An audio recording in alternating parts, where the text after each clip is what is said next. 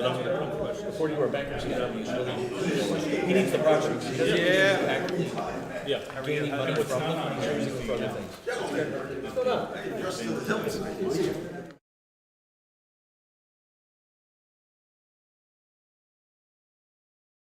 But it's, you know, anything that brought to mind. I'm talking about this one. No, no. So you, We got another.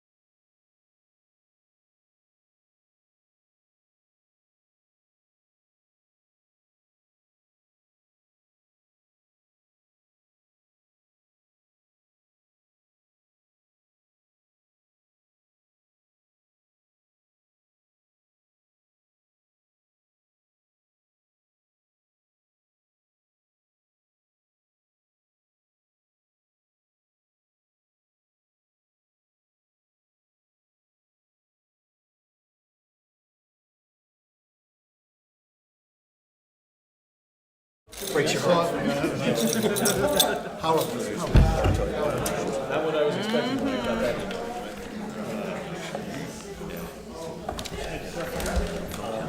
Yeah, if I see anything, I'll let you know. I didn't either.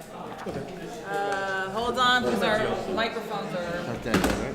What's that? Not that good. That's good. Yeah, they leave on the 17th to go back to Florida, so be very happy. He is officially retired in the industry. Can you hear So us? he'll be, beginning of next month, he'll be 70. So, There we go. Okay. figure that's a good number. We're good. Yeah. Yeah. He's no Jack Horse. I fixed it. People are. Testing, testing. Yeah, much better. Don't probably don't let him go. I give you a lot. 7:01. They'll be like, whatever.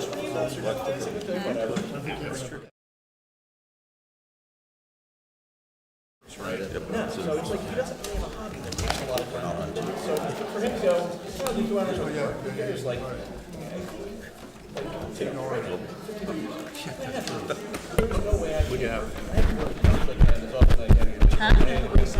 Yeah, I'm just waiting for the. Yeah. Right here. Stand up.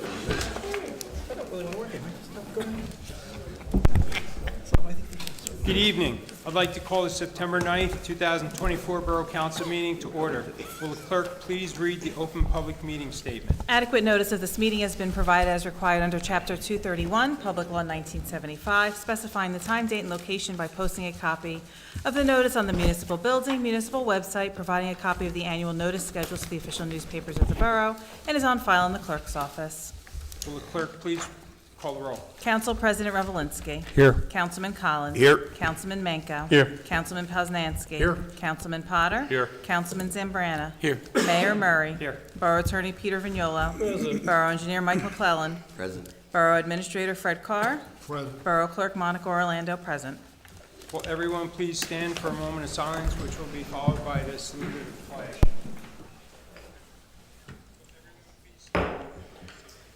Allegiance to the flag of the United States of America and to the republic for which it stands, one nation, under God, indivisible, with liberty and justice for all.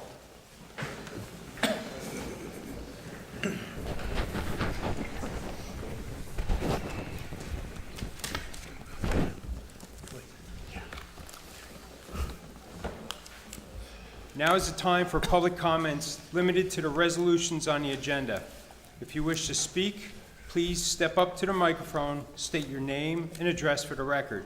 Again, this is public portion is limited to the comments only listed on the resolutions listed on the agenda at this time.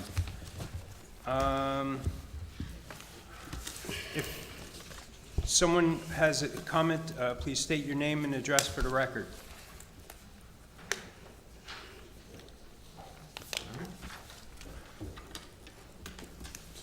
No? Okay. Close the public portion. Minutes for the August 19th, 2024 regular meeting are on the agenda for approval. Are there any comments or corrections? Can I have a motion to accept the minutes as typed? So moved. Second. I have a motion made by Council President Revelinsky, seconded by Councilman Potter.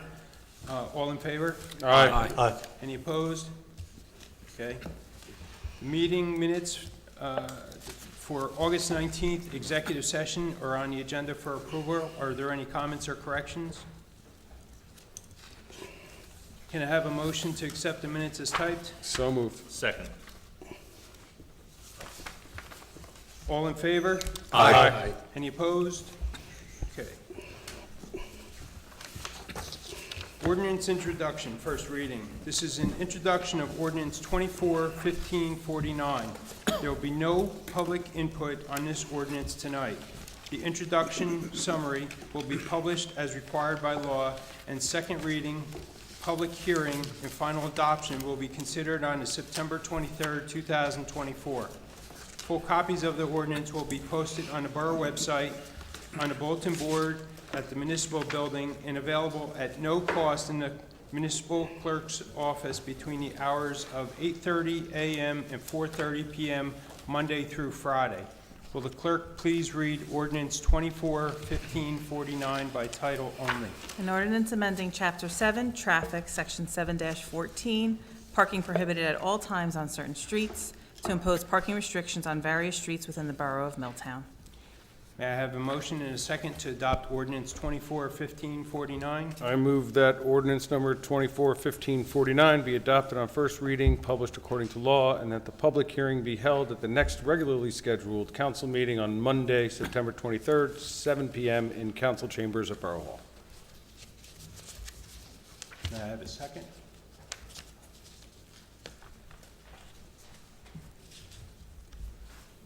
I'll second. Thank you.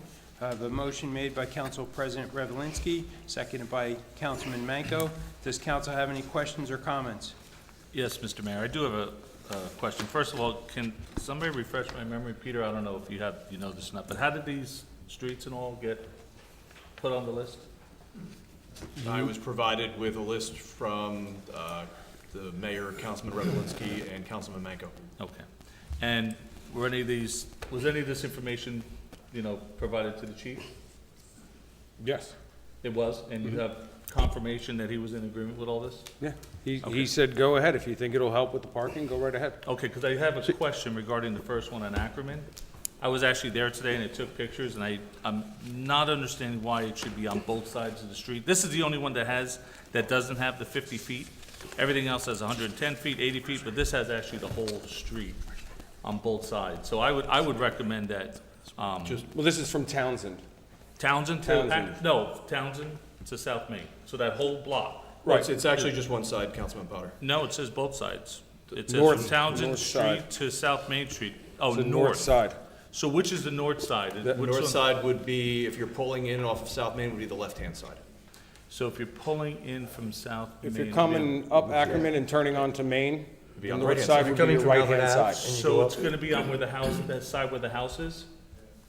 There's a house on both There's sides. a house there and they have parking there, so what you're doing is, if you're putting it there, you're telling them they can't park. That's why it should be on the other, I would recommend putting on the other side. When you put it on the other side, people coming off of Main Street are now going wide and therefore potentially hitting oncoming traffic. But but not if you, Yeah. but then what you should do is, why don't you have it where you have a certain amount of feet on that other side? So in Because other a certain words, if- amount of feet puts you right by their driveway, which would put you then beyond their driveway. No, I'm talking on the, Yes, I know what you're talking. I think this one should be looked at again. I honestly think it should be looked at again. That's We just my had suggestion. plenty of time that Well, this was is sent the time around. we do it, right? Table? So And it this was is- sent this is- around for a while, so. This is time, no, but this is time we discuss it. See, I So have we a just problem received- with this because a lot of these people, I lived on Foch for years, and there's no place to park. And what are we gonna tell people? They gotta go, park down by Albert Avenue to walk home? I mean, it's just, It does seem, though, that there's a consistent pattern of people trying to pull in off of the main road, and when they pull into these side streets, there are people, for lack of a better expression, I will say choking the areas close to the entry point, which forces a car pulling in to be into the middle, and then a car at the back, at the bottom of that street, to, as they're coming up, they really don't have any place to go. It also creates a situation where people are behind those cars when they're walking out. Refining things is not something refining this proposal is not something I'm against. There's a lot of validity in what was done and why we looked at it and what we went with. But I'm fine with looking at it. But, there's a lot to be said. We're not against it, we're just Gotcha. saying that it should be, I was there, I took pictures. There was a guy who was coming out of the one house on the, what I'm going to say is the side, on the right side, as you're heading up from the park, or from Albert Ave. And, he was like, oh, thank goodness. There's a lot of that in everywhere we looked, where something's gotta be done. And it's kind of open to where we can add other streets to it if they're, as needed, without really rewriting the whole ordinance, so. So I've got a question about Van Loo. Aren't both sides, or isn't this already in place on both sides? Or you're extending it? No, it's, right now, it's only 25 feet. Got and it. So technically, you're supposed to be you're 50 feet from you're a stop extending sign. it So, down. yeah, we're just extending it back with the length of cars these days and like Councilman Manco said, I mean, you drive up Lincoln, and you know, if you're trying to pull onto Main Street and you're coming off of Lincoln, the Albert Avenue side, basically you gotta worry about if someone's gonna hit you head-on coming off of Main Street, or how far you can try and squeeze over. And, you know, it's unfortunate, the few folks that we were out there talking to, that when we were looking at these and measuring them off, to try and determine where would be an appropriate spot.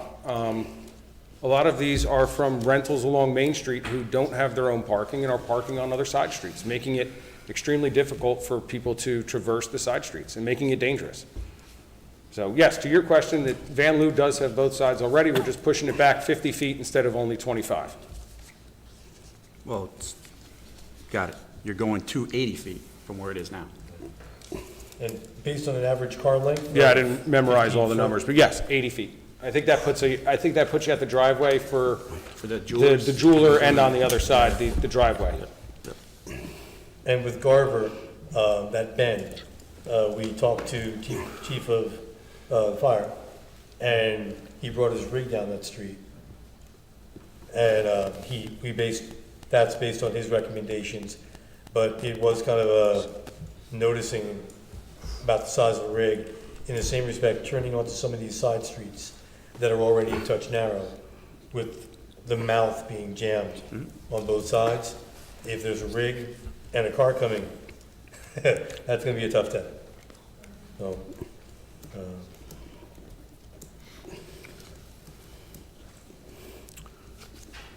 I just think there's no place to park now. I mean, what are you gonna do to the people on Main Street, you know, that live on Main Street in Pershing, Foch, those streets are 75 feet. They'll never be able to park. Some people don't have garages there either, or driveways. that's a valid statement. It was kind of noticeable in a lot of places that there were a lot of cars and still empty driveways. And I'm not sure how that may not change the overall map, but it does imply that people may have to adapt a little bit.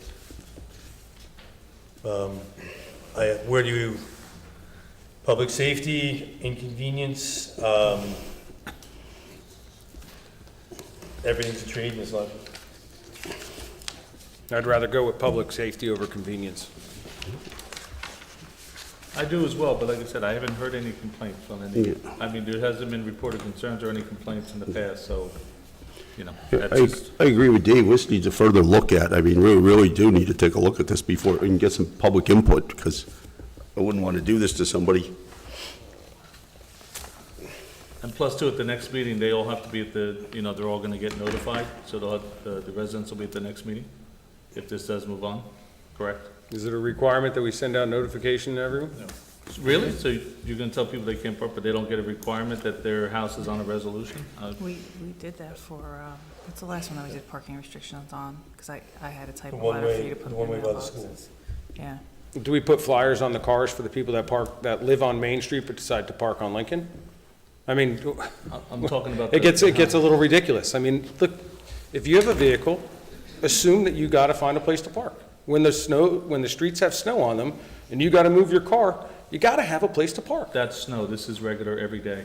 So I'm Okay. just saying, Rich, we're just saying, this is, you're Councilman gonna Potter, inconvenience a lot of the This was brought up, residents. this was brought up back in July, many emails went back and forth. The draft was sent out 2 weeks ago, no comment until tonight from you. Well, None. so, Council President, you always say, let's talk about it during the council meetings, and that's what we're doing.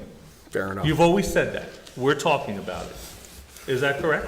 Yeah, but if Okay. you had a question And about also a too, the particular one, you residents- could have also asked at the time And before also, we too, the write this up. residents need So- to know, the residents need to know what's going on here. So that's all we're saying. So we just want to see if we can possibly look into this again or table it, so we don't inconvenience a lot of our residents. Can this be posted on the borough website in the public arena where it can be, at least people can look at it once they hear the buzz from tonight? After every ordinance is adopted, I put everything on the website, put it right on the front page, so everybody knows what's going to be a public hearing at the next meeting. I mean, I do think, a good deed done is a good deed done. Shock and frustration is not gonna help that, so, if they're only second season, it's a valid statement. Just surprise is not a good thing. Beyond that, the idea with the vehicles, larger vehicles, from the police and fire, and even rescue, those, some of these other streets, the entrance to those is still affected. That was part of it. And I think the actual law was 50 feet, and 50 feet from the corner, however, from the stop sign, excuse me.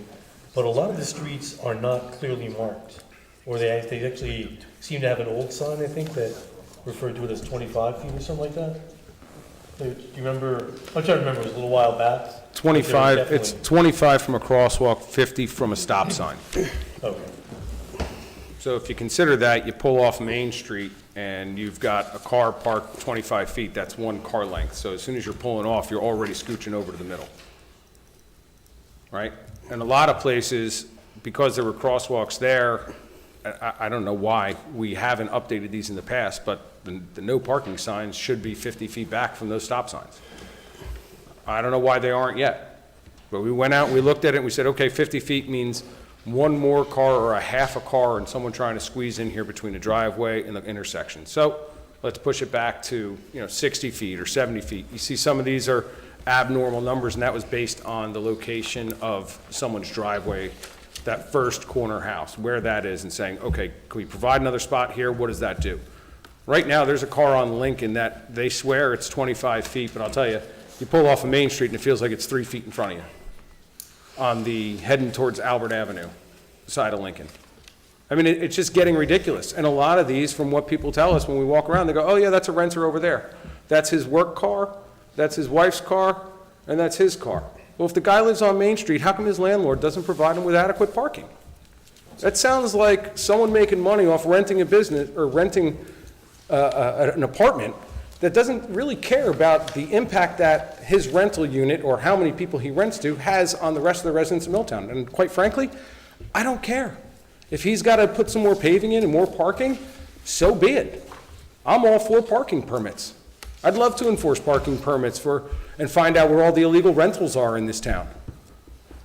2 a.m. to 6 a.m. I think you're veering a little off. No, I don't think I am. We've had I this think you discussion are. before. But quite frankly, the streets are getting crowded. We got to do something about it, and it's a public safety concern. And it's a quality of life concern, too, for residents. You got people who can't park in front of their house because there's tons of cars coming off of Main Street because people just simply don't want to park in their driveway on Main Street. Or the bottom tenant has the driveway, so the top tenant has to find somewhere else to go. That's a landlord problem. It shouldn't be the burden of every other resident in this town.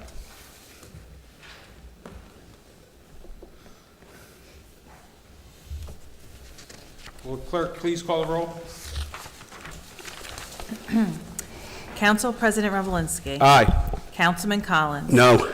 Councilman Manco. Aye. Councilman Poznanski. Aye. Councilman Potter. No. Councilman Zambrana. No. Mayor Murray for the tie.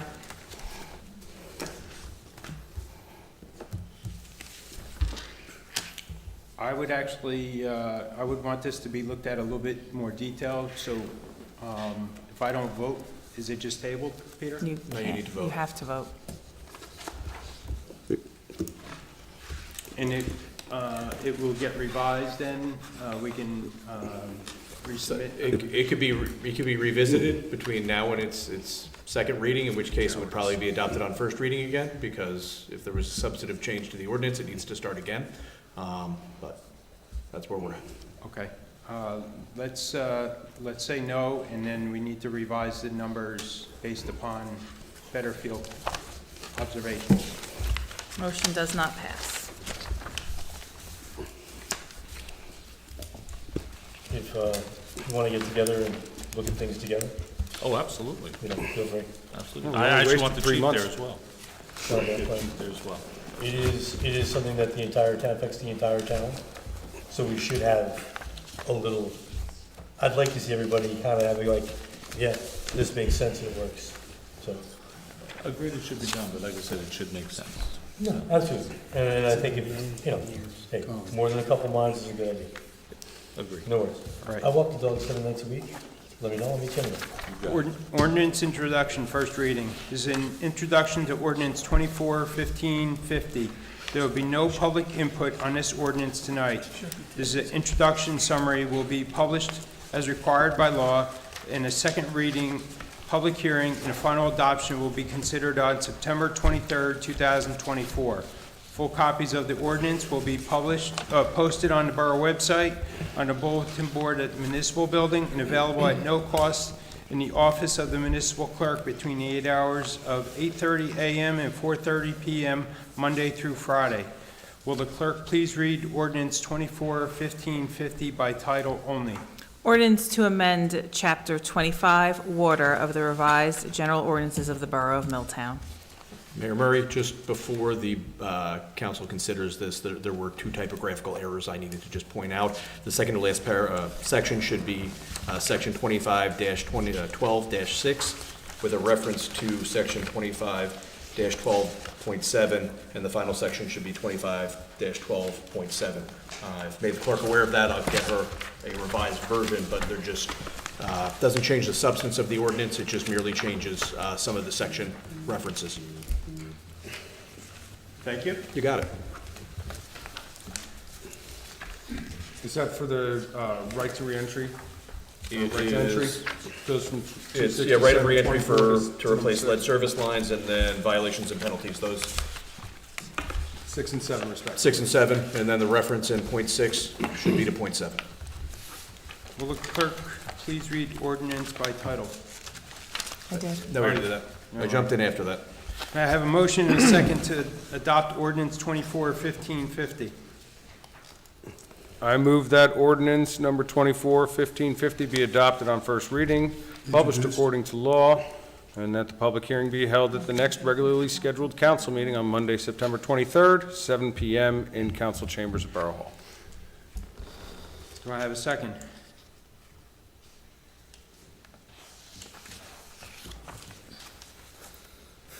I will second. Thank you. I have a motion made by Council President Revlinsky, seconded by Councilman Manco. Does council have any questions or comments? Yeah, I do. We had a couple. So in section 25-4.1, it appears as though the base quarterly rates have gone down, is that correct? But the gallonage has gone down as well. Do I have that right? I'm sorry, what'd you say? So it appears as though the consumption charges, the base quarterly has dropped. Is that right? I'd have to compare it. It is what it is based on the calculations. 105.36 a quarter. I know over the past few things, as he was speaking with the auditor, there was some fluctuations when they checked everything, so that may have been adjusted now. It's lower than what was adopted in July, if that's what you're asking. Yeah. But Yeah. compared to previously, no, I believe it would be higher, prior to July. And then there's a section in here, and I don't remember seeing this piece in here in section 25-6, where the borough may discontinue service of water for any of the following reasons, basically for non-payment of water service. So is that, 30 days late, 60 days late, 90 days late, or is it just general?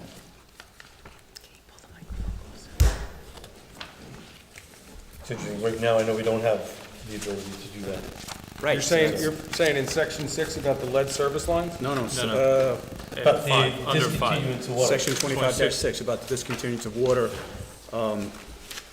that should be enabled for non-payment of water service. I don't remember that ever being in a, I remember we had this discussion with Mr. Vignolo, and there was questions about if we put the time frame in there, and then if we started detailing out things about how the notices provide, if we said it had to be mailed first, and then someone claims that they didn't get the mail, or it has to be certified mail, or if you're putting a sticker on their door, that it was left more to how the borough would implement the process.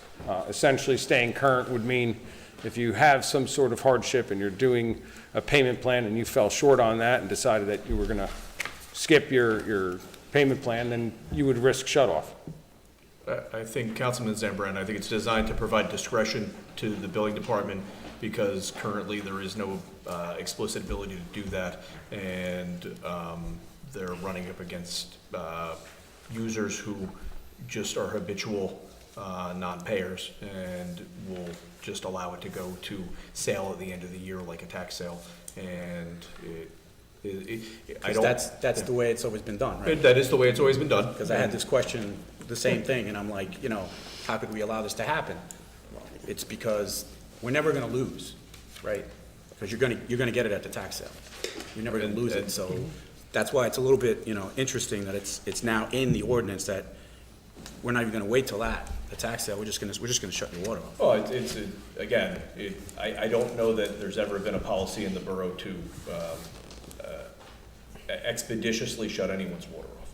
I think it has always been something that was seen as a last resort, so But it's not I a last. didn't choose the provision. But it's not a last resort now, it's like we're actively thinking of doing this now, that's what I'm trying to get at.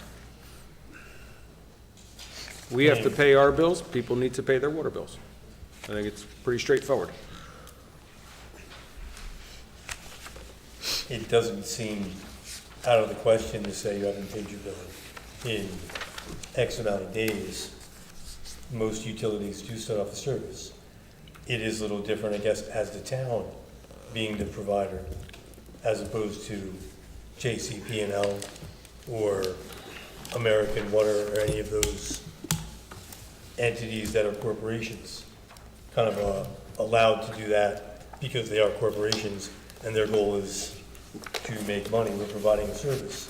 It's implied they should make money. Can I update that section prior to the next, if it gets moved on to the next one, can that section be updated prior to the next meeting? When you say updated, you mean what? Updated, more specific, certain days, 6 months, I mean, something. I think that's what we wanted at the discretion of the building department. Well, it's not in here. So if you want to put at discretion, or put at discretion of the building department. Well, I think that's what's understood. There's no provision in there that provides a time frame. So at that point, it would be at the discretion of whomever is in charge of making that decision. So its absence implies that it is up to them. Right. But if I'm reading it, it doesn't.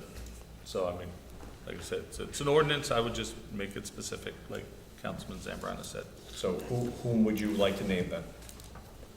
We just said, at the discretion of the building department. Right, but the building department isn't a person. So you would, the director of that department? No, yeah. It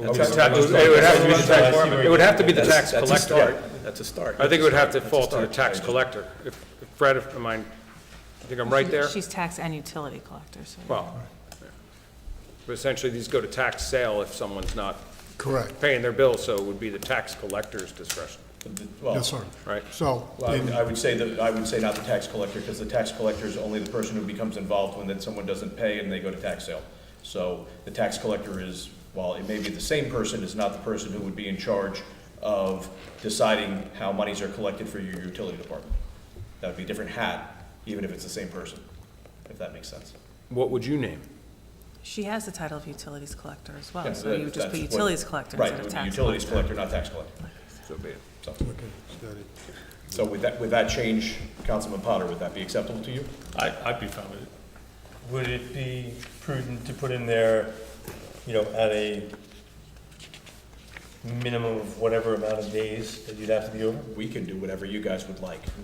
I'm I think, just the guy who types it in. I think the reason that, again, why we left the amount of days out there is because if someone said, hey, I'm up against an issue right now, and the tax collector said, we understand you, I don't know, you lost your job, or whatever the case may be, but you agree to a payment plan and to repay what's owed and stay current with that repayment plan, then that would be at their discretion. But if we said 90 days and they agree on 120 days, then you've just bound the tax collector's discretion, or the utility collector's discretion. So I think that's, again, why we went back and forth on days, and that's why we left it ambiguous. Well, if you'd like, we can add a period of at least. Well, I just So, think. so at least that way you understand that someone would have to be in arrears for 90 days, 120 days. And they couldn't have it turned off before then, if that's something that would provide you with a sense of security. That's a start, yeah. The word grace period Yeah. or something. Yeah, I mean, you've already got 28 days before you're, Yeah. you know, incurring penalties. So again, there are already mechanisms designed to try to get people to pay their bills.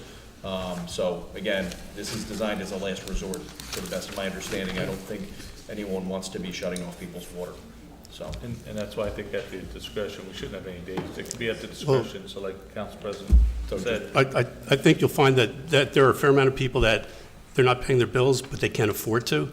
And with the threat of getting their water, or if it's electric also, getting turned off, they'll show up the next day with cash. They're not necessarily low-income people. So did we come up with a period we liked? I'm okay with that, to discretion of, if everyone's okay with that. I'm okay with that discretion of. Okay. Is that considered a substantive change? That would, well, that's gonna be, I would need, I Yeah. would need someone to withdraw their motion. Are there other discussions we wanna have? Yes. Because, I mean, at Yeah, some well, point- I think, you know, if we're gonna, if there's anything else that you guys want to pull apart, one thing I'd like to make clear to the residents is that these rates are currently based on 2,604 water meters in town. In here, there is a section of this ordinance, and I'm sorry if I'm moving away from my microphone, Madam Clerk. Let me see here. So I can find the exact one. Individual meters are required, section 25-7.4. Separate meters shall be required in every dwelling, building, residential apartment unit in a dwelling and/or store within a building. In other words, if you've got a two-family house, it's going to be billed as if there's 2 meters there. If there's a 10-unit apartment building, it's going to be billed as if there's 10 units there. And the logic behind that is that in an apartment, you could have 3 or 4 people, and in a single-family residence, you could have 2 people paying their minimum fee. So every unit's got to be billed their fair share, their use of the water. Now, the other thing that we have in here is that there is no minimum water usage. And with that, whether you have 1 meter for your whole building and you're getting billed as if you had 10, or you have 2 meters in there, you're getting billed on the gallons you use. So if we're not requiring that apartment building, for example, to install 10 meters. We're going to bill them as if they had 10. It'll be up to them to retrofit their building if they choose. We're not trying to really put them out. But the benefit here is that whether they have 1 meter on the building or 10, that 1 meter still captures all the water usage, and they will get billed the dollars per gallon just as everybody else. And then on top of that, they'll pay for an additional meter, which is the $103.65, if memory serves me correct. Quarterly, $105.36. So when we look at these, and the next step is to, I've asked the utility department that when they go out and do their meter reading, to be looking for those indicators of multi-family or multi-dwelling unit facilities, come back with the list, go back and forth between our code enforcement official and utility billing department to determine where the other units are, send notices out to them, and let those people know that as of the adoption of this ordinance, they will start being billed as if they had What's an indicator? another meter. What's an indicator? Multiple mailboxes, multiple doorbells, 2 driveways. I have 2 driveways. Do you have 2 mailboxes? No, Okay. just saying. I mean, we're going to do the best we can to try and capture all of those additional ones, and then revisit this, and instead of dividing by 2,604, hopefully be dividing by a little over 3,000, which should help reduce the minimum quarterly bill. Because the quarterly bill is based on our operating costs. It is the overhead of the borough to maintain a water system so that we can provide you gallons of water.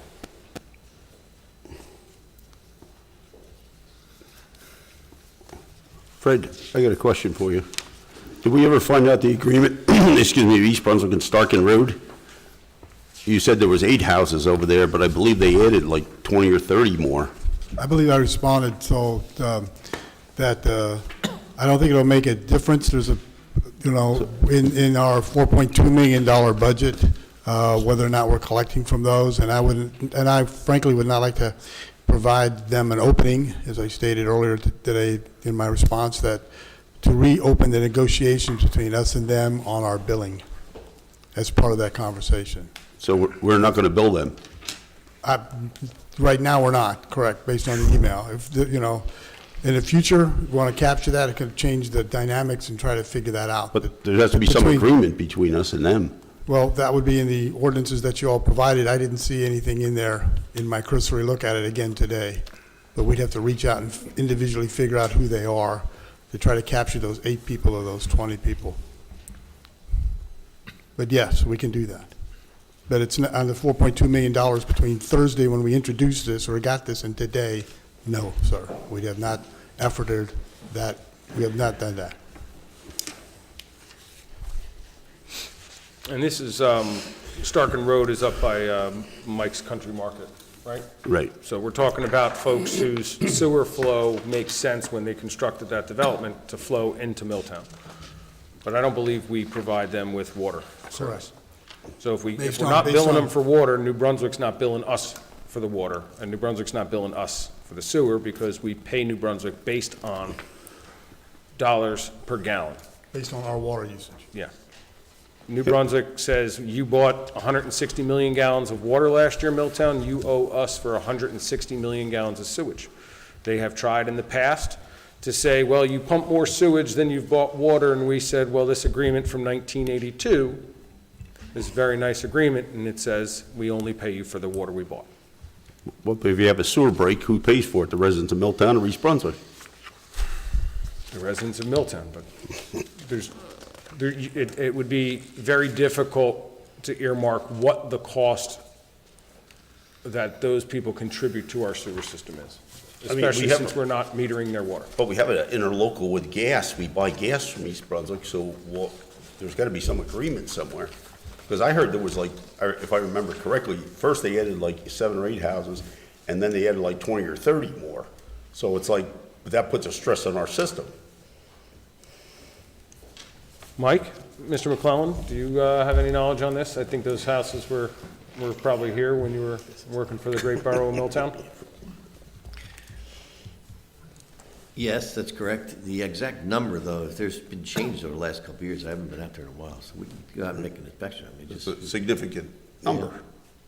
would be something you'd have to go out and take a look at. I'm not sure if the borough has been involved in any of the COs, but certainly if there's additional flows, it would have to be looked at. So I think have an agreement with East Brunswick on those. we'll have to try and dig up an agreement with East Brunswick and determine what the equivalent dollar would be to charge those folks. Yeah, there's an agreement, I think, somewhere in the file. Yeah. I think there's a few also on Riders Lane, which their sewer goes to East Brunswick, but we provide them water, so That's it, that's right. it's probably one hand washes the other. I will look at our file, too. Happy to. You want to talk to him? Sure. There's a lot in this that I do like. I'm torn in this because part of it is I'm a liaison to the seniors. And some of them, even though they shouldn't, they tell me how much they bring in a month. And some of them tell me how they scrimp and save to pay when something goes up, say like with the water.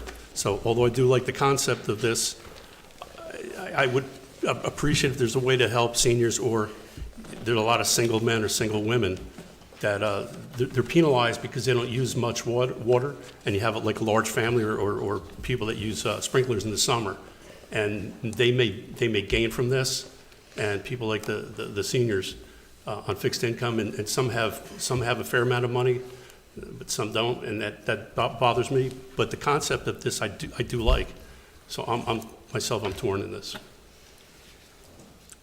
I will say that one benefit here with this is that we've taken out the minimum 7,500 gallons that's included in what you would have in a water bill today. And the reason for that is you have some folks who say, I never use that much, lower it, and we have other folks that say it's not enough, raise it. our bill to New Brunswick is based on usage. So we have to properly bill for what is used. We have a little over 20 million gallons of water that the borough uses every year that we do not bill residents for. Whether that's for the pool, flushing hydrants, flushing the toilet down here at Borough Hall, the borough uses or loses 20 million gallons a year. So we have to pay for that. The other thing that this ordinance does is it drops it down to a very small incremental cost above what New Brunswick charges us per 1,000 gallons. I think we raised it up 25 or 35 cents per 1,000 gallons in order to generate just a little cushion that if something comes up, based on last year's usage, we should be okay. But in essence, what it does is it decreases the dollars per gallon, because the cost of operating our system is all based in that minimum fee. That minimum fee is what it costs us for our debt service, for improvements we've done in the past, our operating costs, the $120,000 if we're talking about sewer, $120,000 a year we spend in maintenance over at the pump station over here at the end of West Church Street. There's a lot of money that goes into maintaining this system just so that people can turn on their faucet and have water come out. And I know everyone's got different opinions on the quality of that water, but for you to be able to turn on your faucet and water come out, it costs us around $3.5 to $3.2 million a year. We've worked these numbers over and over again. Initially, we were at $300 a quarter net combined for water and sewer. Now we're about $285.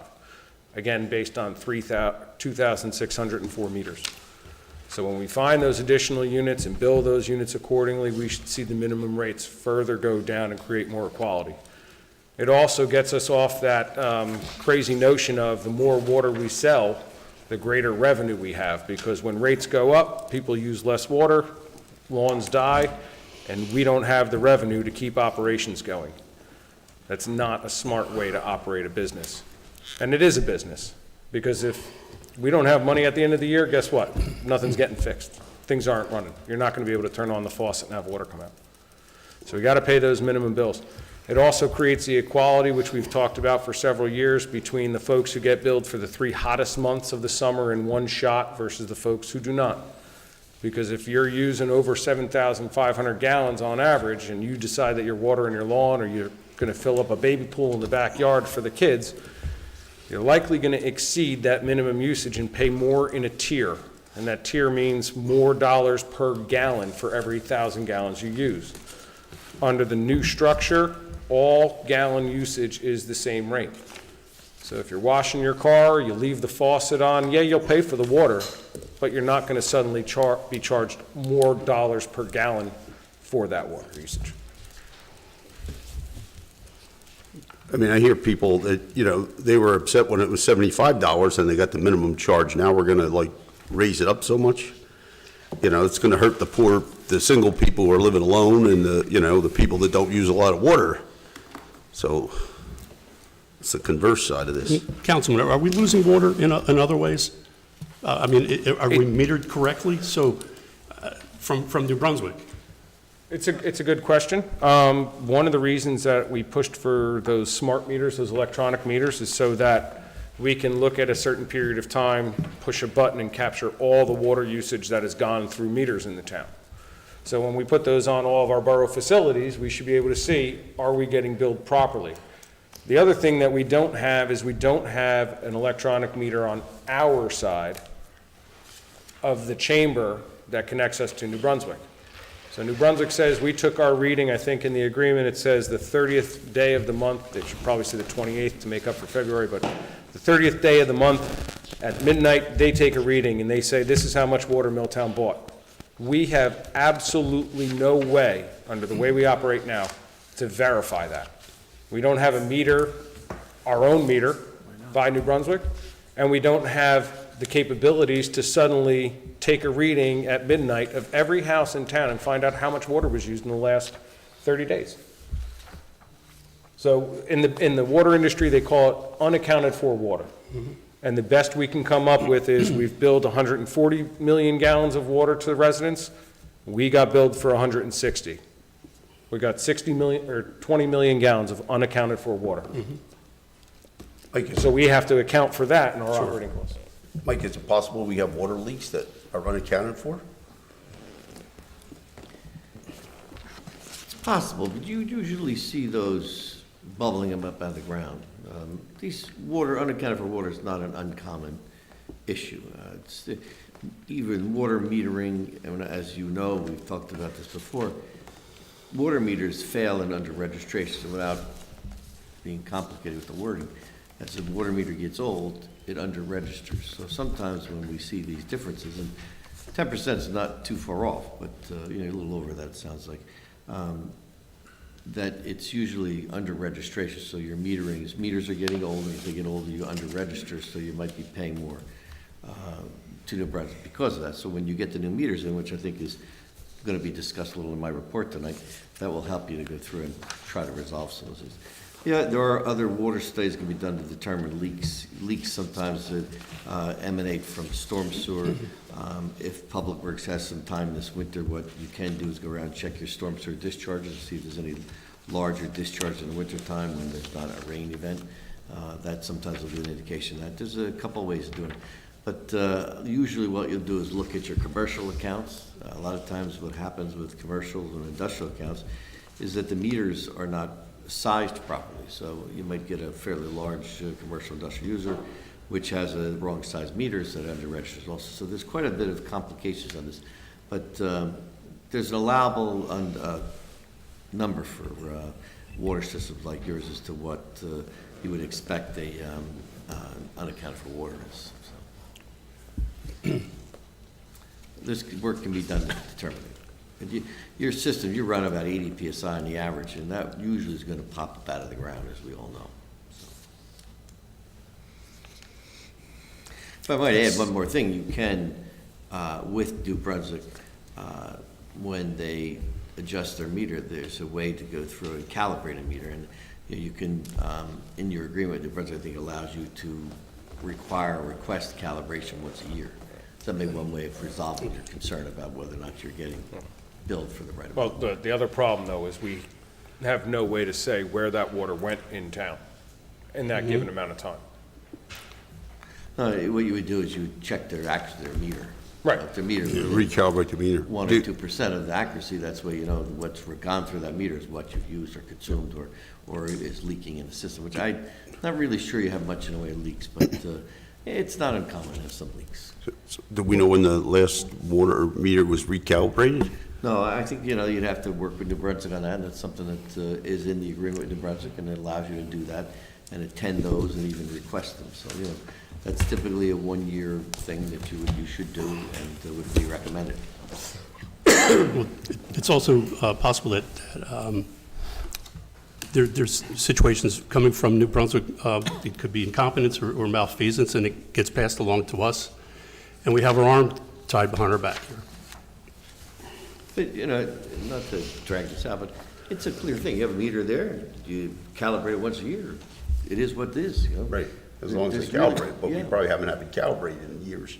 It's not, it's actually, you put the meter in with the water line when you put the transmission main in, but it is actually a New Brunswick meter. So you can certainly request them to do that on a regular basis. I would recommend it. That way you're sure. Yeah. There is one more thing to add in here of substance, is that this new ordinance requires the council to increase the water rates when New Brunswick increases what it charges us. It only makes sense. We signed an agreement last year. It's every 5 years we sign a new agreement. We renew that 1982 agreement. Last year's agreement shows an increase in the dollars per gallon for water, going up 3.5% every single year for the next 5 years. So I looked at some old agreements, and the last time we adopted these 10 years ago, since then we have gone up 50% in the dollars per gallon we pay New Brunswick for water.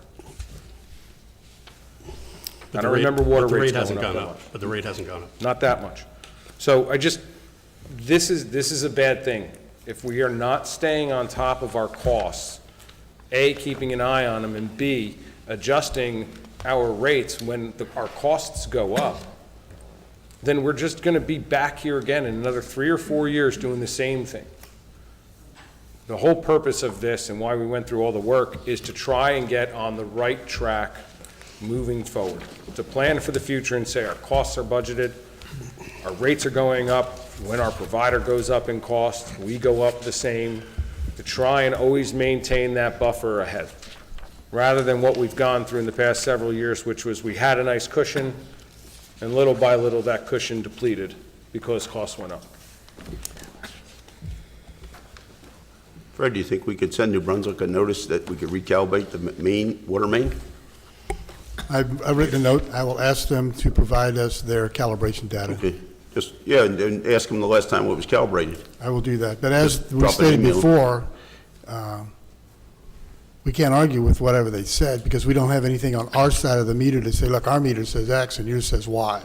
Right, Whatever right, they but- say their meter is, and if it's within a tolerance, which is about 102% or 98, then it's an active meter. That's what we do here in the borough.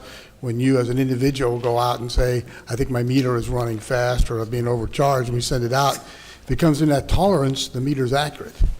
Very few, in my 20, 30 years of doing this, has the meter been that way out of tolerance without a rock being in there or something like that. We just stop the meter, but it's normally pretty well dead on. Councilman, our meter, our water loss is because we have an old system that we haven't maintained. That's it in a nutshell. You know Right. that better than I do. Right, but we should just maintain that recalibration. If we get it in the agreement, why wouldn't you do it? Well, I'm just saying, we'll ask them, but our fundamental problem is that we're not maintaining our system. Right. It's a well, self-inflicted, we know that. but I We will know ask the problem. question. I will absolutely ask the question. Okay, thank you. So is there a reason why we can't put a meter on our side so that we could have something to say, hey, by the way, our meter says this, yours says that? Can we do Yes, sir, you never spent the money. There's no reason you can't do it. Absolutely. So maybe we can look into that for the next budget. Well, we've So got- the conversation is that as we move forward in the finance committee meeting, is that we have a couple of $1 million, I think, don't want to steal Mike's thunder, That's okay. but let me steal a little bit, is that we need to reallocate our funds to look about our meters so we can accurately bill before, in the system, instead of some of the other ideas that we had.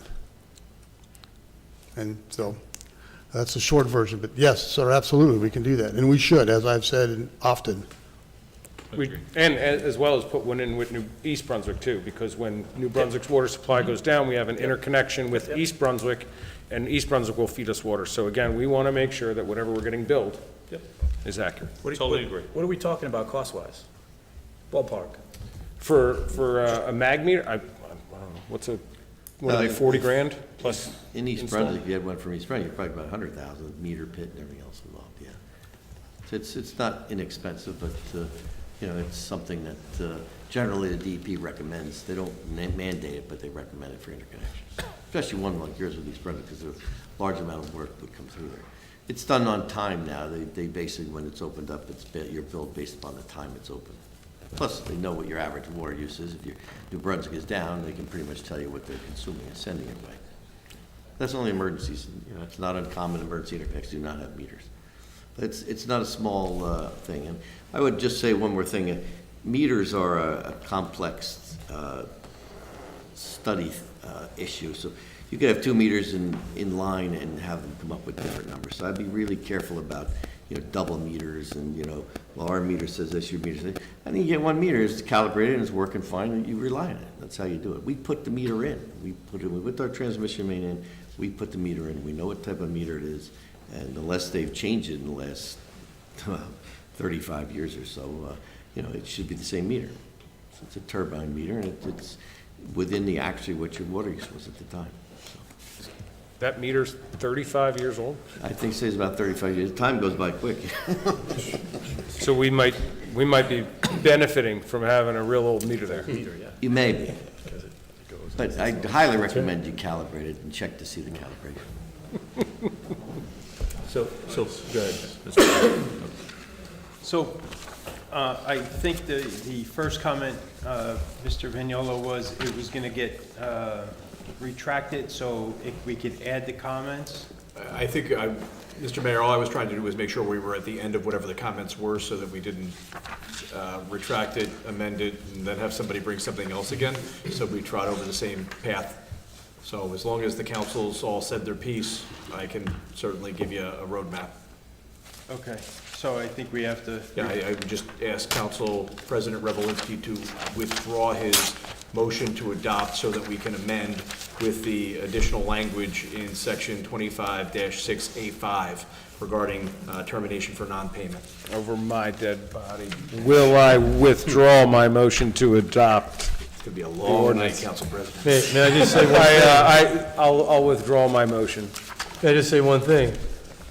And, this is just a little odd, but at the time, if we suppose that position is vacant.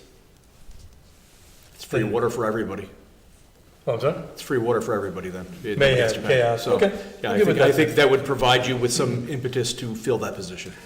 Fair enough. There's always gonna be other utilities. Create taste. It's good. So then I guess we'll make a motion to amend. To add at the discretion of the utilities collector to the end of section 25-6A5. I'm sorry, 25 dash, 6A5. so we're Mr. adding Orlando, that. I will provide you with a new resolution, a new ordinance, first thing in the morning. But we can, You can do that because you're on first reading, so Yep, okay. You haven't adopted anything yet, so you are fine, just we don't can change it. amend it with an adopt. You can amend and adopt. Yeah. I have no problem, yeah. That's where we're headed. You'll make a That's where motion my- to amend and move that amended, Because if we don't, we're back to square one for the remainder of the year. yeah. Yeah, there's, you, So you're amending and And, yeah. and adopting an introduction all in one motion. So everybody got that? Amend and adopt. Amending and adopting one motion, all right. We're on top of that motion. All right, Rich, did you make the motion? I did, Council President? I made that motion, I just had Peter say it. Probably worked out better that Did that way. have to be seconded or no? it won't need to be seconded. Okay. Can somebody second that, please? I'll second. Thank you, Councilman Potter. So it was the motion to amend by Council President Revelinsky, amend and adopt. Council President, or Councilman Potter, seconded. Can I just have everybody move their microphones 1 inch closer, because you're all very low and Will the I clerk can't. please call the roll? Much better, thank you. Council President Revelinsky. Aye. Councilman Collins. No. Councilman Manco. Aye. Councilman Poznanski. No. Councilman Potter. Aye. Councilman Zambrana. No. Mayor for the tie. Aye. Motion passes.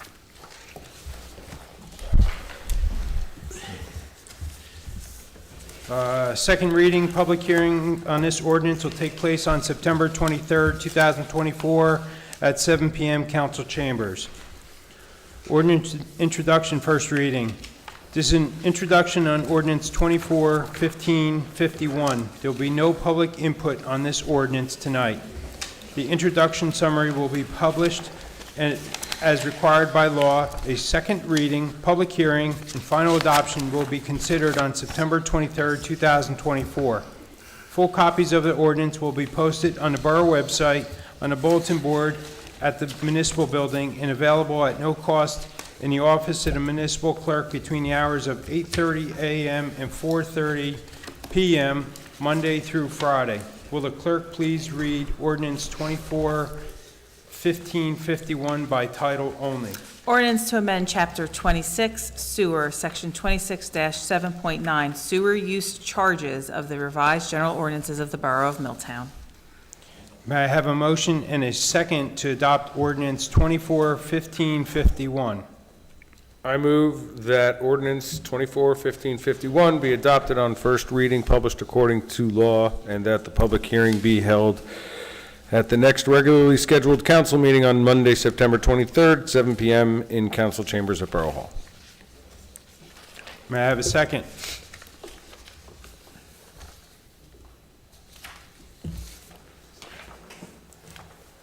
I'll second. Thank you. I have a motion made by Council President Revelinsky, seconded by Councilman Manco. Does the council have any questions or comments? I do. It's a short one. So in the packet, there was the backup for the water and the sewer ordinances, bunch of calculations, and numbers. Our CFO put these together? Yes. Will he be here at the next meeting on the Yes. 23rd to explain everything? Yes, and you can reach out to him in the meantime as well. So, Peter, I have a question regarding this one. How come for the water we're gonna look at those rates on a yearly basis, but we're not looking at the sewer? Sewer rates are, there's no contract with New Brunswick that describes the sewer rates. It's a simple calculation of, we used 160 million gallons of water, they billed us X. X divided by 160 million gallons equals Y. Y is what we charge plus 25 cents. So, but like I said, it's saying that we're gonna look at it, but we're not looking at this, so I would say to add that clause to this too, that this will also be evaluated on a yearly basis. Fair comment. That goes to the, I think the MCUA, isn't that right? MCUA bills New Brunswick based on their flows, New Brunswick bills us, It's just a pass-through bill. except New Brunswick gets to make a percentage on it.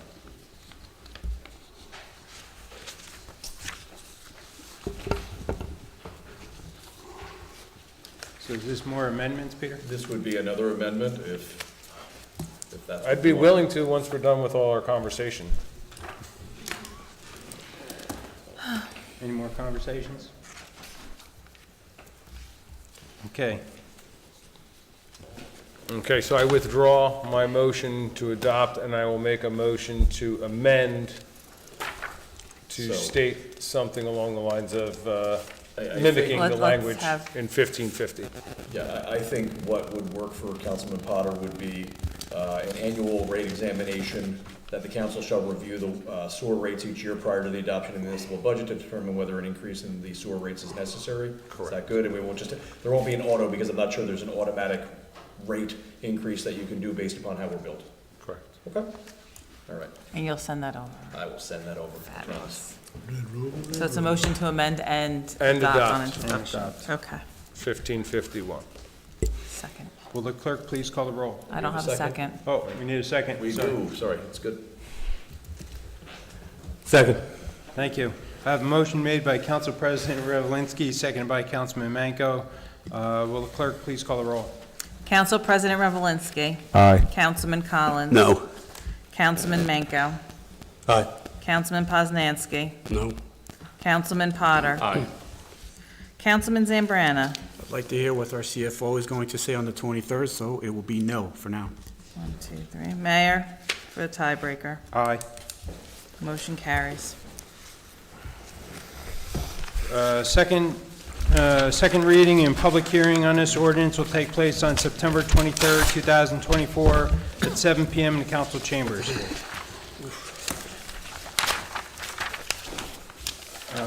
Authorizing payment of municipal obligations. Next on the agenda, we have authorizing payment of municipal obligations. Will the clerk please read the resolution by title?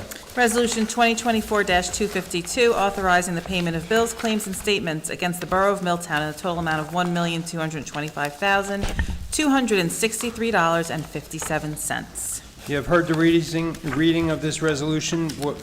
Are there any questions? Yes, Mr. Mayor, I have two questions. One on page 12 about a hurricane charge. The repayment to FEMA, sir?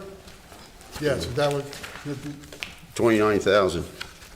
yeah, so during Sandy, so the way this works in our world is that during Hurricane Sandy, FEMA provided the borough monies in order to pay for those bills on the, when the dust settles at the end of the day and all the politicians go away. From my personal experience, the bean counters come out, and then they start checking your bills to see what were authorized, what was not authorized. It took about 10 years for FEMA to do that in Milltown, and they determined that we were overpaid during that period of time. We did not use all the money that they obligated to us, and the federal government asked for the money back, and that's what that payment is. That's a lot of money.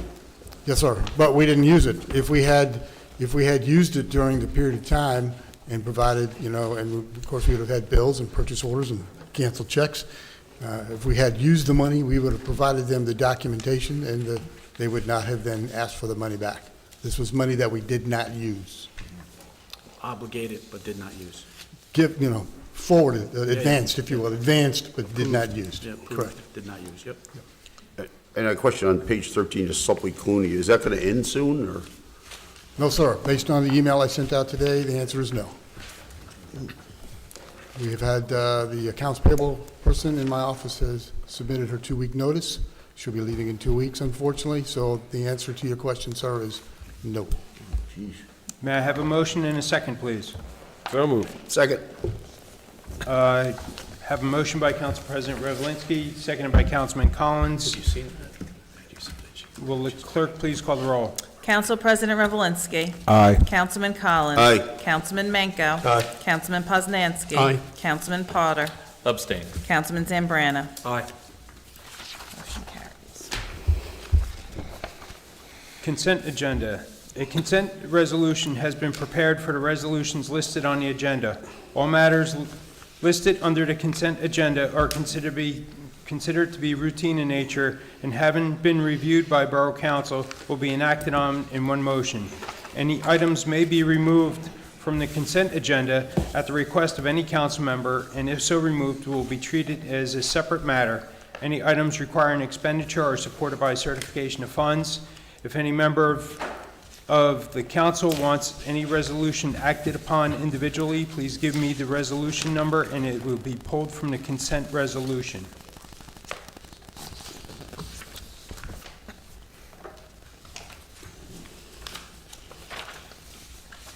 Will the clerk please read the consent agenda resolution? Whereas pursuant to the rules of council, the council may establish a consent agenda for any regular or special meetings upon certain conditions, and whereas each of the following resolutions to be presented before the Borough Council at its September 9th, 2024 regular meeting appear to have the unanimous approval of all members of the Borough Council, resolutions 2024-254 through 2024-258.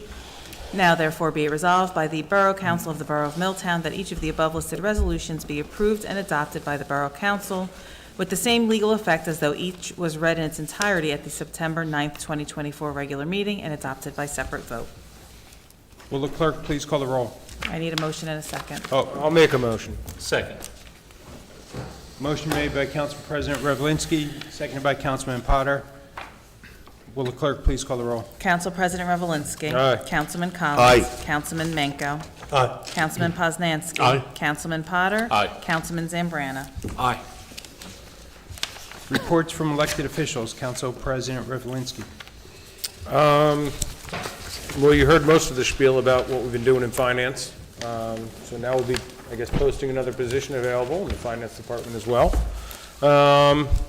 The next step, as we talked about a little bit, is to go out and try and find those other meters. We know that there's a whole bunch in electric, and so that'll be the starting point, along with going out and actually physically putting boots on the ground to find those additional multi-unit dwellings, and hopefully bring these rates down lower for the next time. Other than that, we've begun looking into some very unfortunate news. I brought it up a couple weeks ago, is that we were told that the cost of electricity for the borough of Milltown is going up around $1.2 million.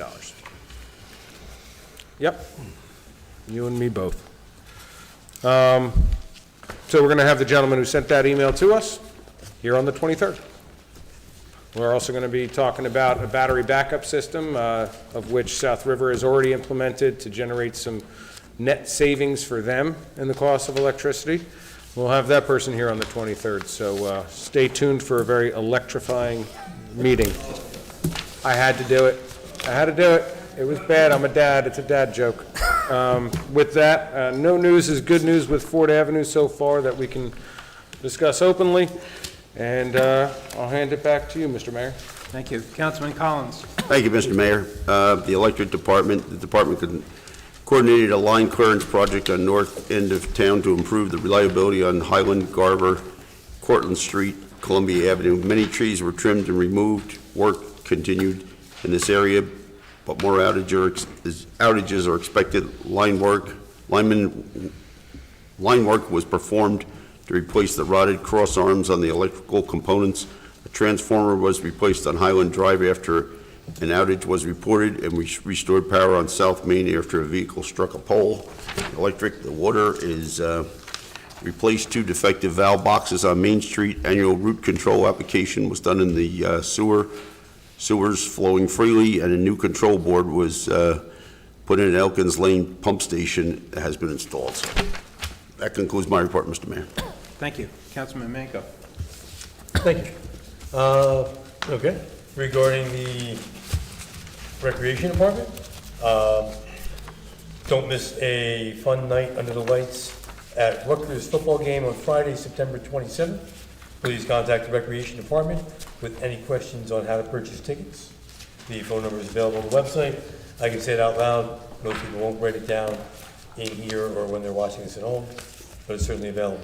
Middletown Borough Pool did have a great year. The Labor Day festivities were a huge success. I know the dog night seemed to draw some people, and as well the swimming events that they were holding had a lot of people. So it seemed like a good year for that. All of the adult and youth fall programs will be starting over the next few weeks. Most of the youth sports registrations and the evening flag football league and registration ends on 9/12, which is just a few days away. Musical and theater and creative movement ends on 9/17, and adult volleyball registration ends on 9/26, so please hasten to get that done. Our co-ed adult softball league will begin next week, and our registration numbers have grown nicely from our summer program. It does seem like there are a lot of adults who want to get active. It's a great place to start. The 9/11 Candlelight Remembrance Services will be held at 7 p.m. at the American Legion Pavilion. Please, come out and join us. Additional to that, the library also had some announcements. And don't forget our library, they do some great things. And some of it does seem geared towards kids and keeping kids active. But additional to that, a lot of it is it's good for parents as well, and just anybody. On Thursday, September 12th, after school Jeopardy, adult yoga on Monday, September 16th, a virtual museum tour presented by AARP on Tuesday, September 17th, stay in place story time on Saturday, September 21st, Shipwrecks of New Jersey on Monday, September 23rd. And there are also various programs that pop up, as well as the library having yarn, a puzzle exchange that you're welcome to bring old puzzles in. They leave them there and take a new one home. They just do a lot more than what a traditional library did when I was a kid. And they're certainly more user-friendly, a lot less shushing, and a more, can I help you? It's a nice thing. Thank you. Thank you. Councilman Penzansky. Sure. I'm going to start with the Senior Center. There will be a bingo presented by Brunswick Memorial Funeral Home with refreshments and prizes on Wednesday, September 18th at 1:30 p.m. There will be a presentation by Range of Motion on back pain and exercise on Wednesday, September 25th at 1 p.m. The Middlesex County Senior Health and Fitness Walk 2024 will be held at Roosevelt Park in Edison on Wednesday, September 25th from 10 a.m. to 1 p.m. If you're interested in attending the event, please speak with Debbie to register. We have several bus trips planned in September. These include Ross, Trader Joe's, Portuguese Fisherman, Monmouth Kitchen, Ollie's, Boscov's, the Shrimp Box in Point Pleasant, and Camillo's. Please check calendar for days and times. The VNA nurse will be here on Tuesday, September 17th, 12 to 3. Please sign up on the bulletin board if you'd like to meet with her. I'm also working on some projected projects with the DPW director, and I'll talk about that when we get the grant and that it comes through. This is from Milltown Historic Preservation Committee. It was via Zoom meeting, August 29th, 2024. I got this from Randy. It's to the minute. 7:36 p.m. it started. The agenda minutes from the July meeting were approved. The ongoing project to move the historic train station was discussed, including a recent meeting at the library featuring a rendering of the station. There will be further public engagement on Milltown Day with suggestions to place the posters in local businesses. The committee plans to follow up on the Green Acres grant and establish a timeline for presenting the project to the appropriate authorities. Regarding grants, the committee discussed potential funding sources and the need for specific tailored requests. Work on establishing a Historic Preservation Commission is progressing with a tentative schedule for discussions in November. A fall presentation is also being planned. Upcoming collaborations with the county and Preservation New Jersey were confirmed with events scheduled for late November and mid-December. Attendance at Milltown Day is confirmed and set for September 28th with a rain date of October 5th. Middlesex County has offered to collaborate with the borough on creating a GIS map of local historic sites through a shared service agreement. The county's GIS division, which supports county government functions, has previously partnered with municipalities for similar projects. The committee sees immense value in this shared service beyond historic preservation and is encouraged to help facilitate its use for other utility and possibly DPW needs. The borough would need to initiate the agreement by contacting county administration for further review. The meeting concluded at 8:31 with the next meeting scheduled for September 26, 2024 at Borough Hall. The meeting will be in person only. And now for the DPW reports. Let's see. They've trimmed trees near crosswalks to keep the area safe for children walking to school. They prepared for the closing of the Borough Pool. Milltown Day is Saturday, the 28th. We will have a table and look forward to seeing everyone there. Also, there was a meeting from the freeholders, where they okayed the interlocal to proceed with Highland Drive and the feeder streets. They had the meeting on the 5th of September, and the work should begin in 2 to 3 weeks. And the county may possibly reduce some of the crosswalks on Main Street, the larger crosswalks, possibly 2 or 3 to 3. And this concludes my report. Councilman Potter? Thank you, Mr. Mayor. From the Milltown Police Department. During the month of August, the Milltown Police Department responded to 1,342 calls for service. During this period, they conducted 97 radar details in numerous locations, made 574 motor vehicle stops, and investigated 24 motor vehicle accidents. And during the past 2 weeks, 31 individuals have been stopped for failing to stop for pedestrians in crosswalks, for which they will continue to monitor and enforce. Regarding crossing guards, there is still an urgent need for school crossing guards for the 2024-2025 school year. The position is part-time with very flexible hours and with the starting salary of $18.62 an hour. Applications can be found on the borough website. For more information about the position, please contact Lieutenant DiLorenzo at cdilorenzo@milltownpd.org. And regarding community involvement is crucial in maintaining a more secure environment. We strongly encourage you to assist us by reporting any suspicious persons, vehicles, or incidents that you come across.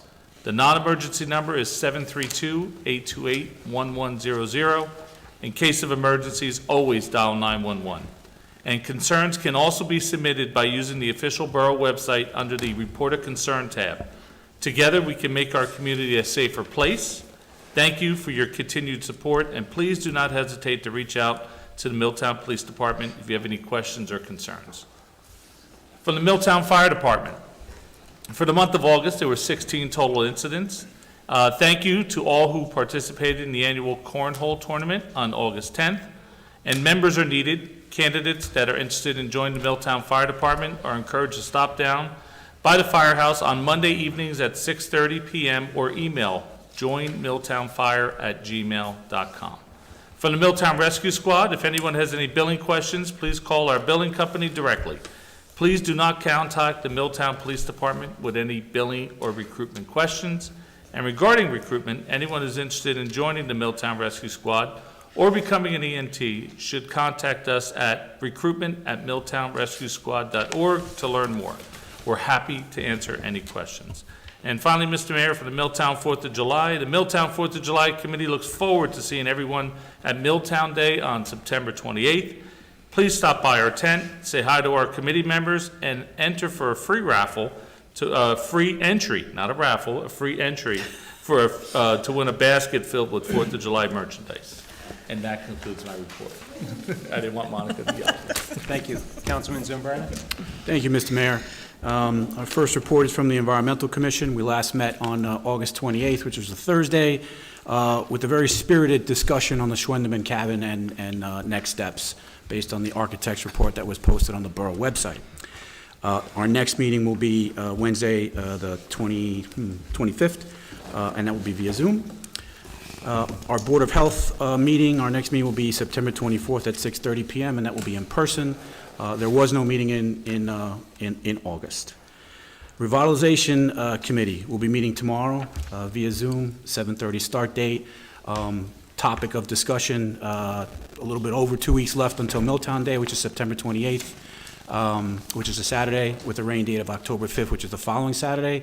Everyone here was invited, I'm pretty sure. Look to see everybody there. It's going to be a nice day. As always, let's cross our fingers that the weather will be nice. And hopefully it'll be a day like today on that day. And then our Human Relations Committee met on September 3rd.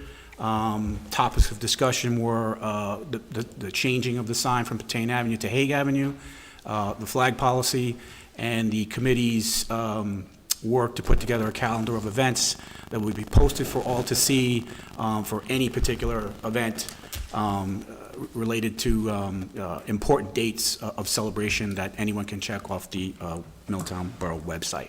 And that concludes my report. Thank you. I have no report tonight. Borough Professionals, Peter Vignola. No report tonight, Mr. Mayor. Mr. McClung? Thank you, Mr. Mayor. Just a short report tonight.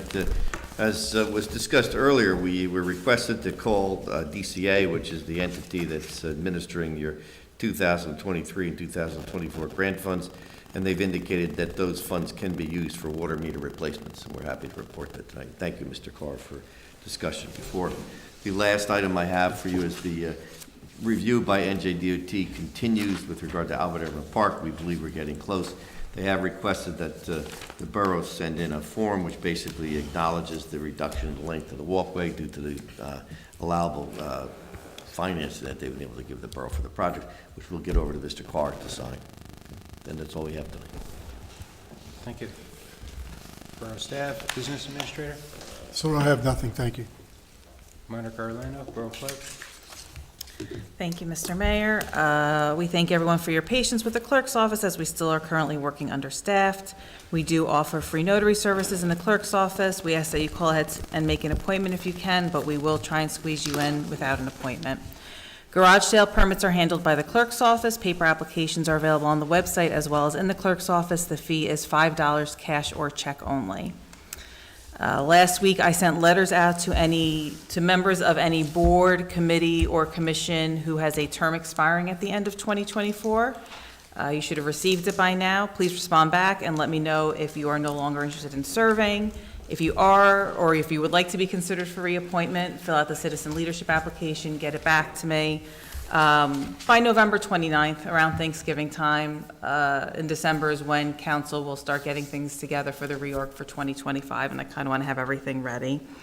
Some important dates to know regarding the general election, because these deadlines are firm and time is of the essence. The general election is on Tuesday, November 5th. Polls will be open 6 a.m. to 8 p.m. Early voting is October 26th through November 3rd. A list of early voting poll locations is available on the Borough website clerk page under election. If you have moved, please make sure you update your address with the county. October 15th is the deadline to register to vote. October 29th is the deadline to apply for a mail-in ballot. Paper applications for all of these things are available in my office as well as online on the Borough website, clerk page under elections. And one last thing I'd like to say is Wednesday, September 11th is a solemn day, but it is also my son's 9th birthday, so happy birthday to Ben. And that concludes my report. Thank you. Old business. Does any member of council have any old business to bring before council? I do.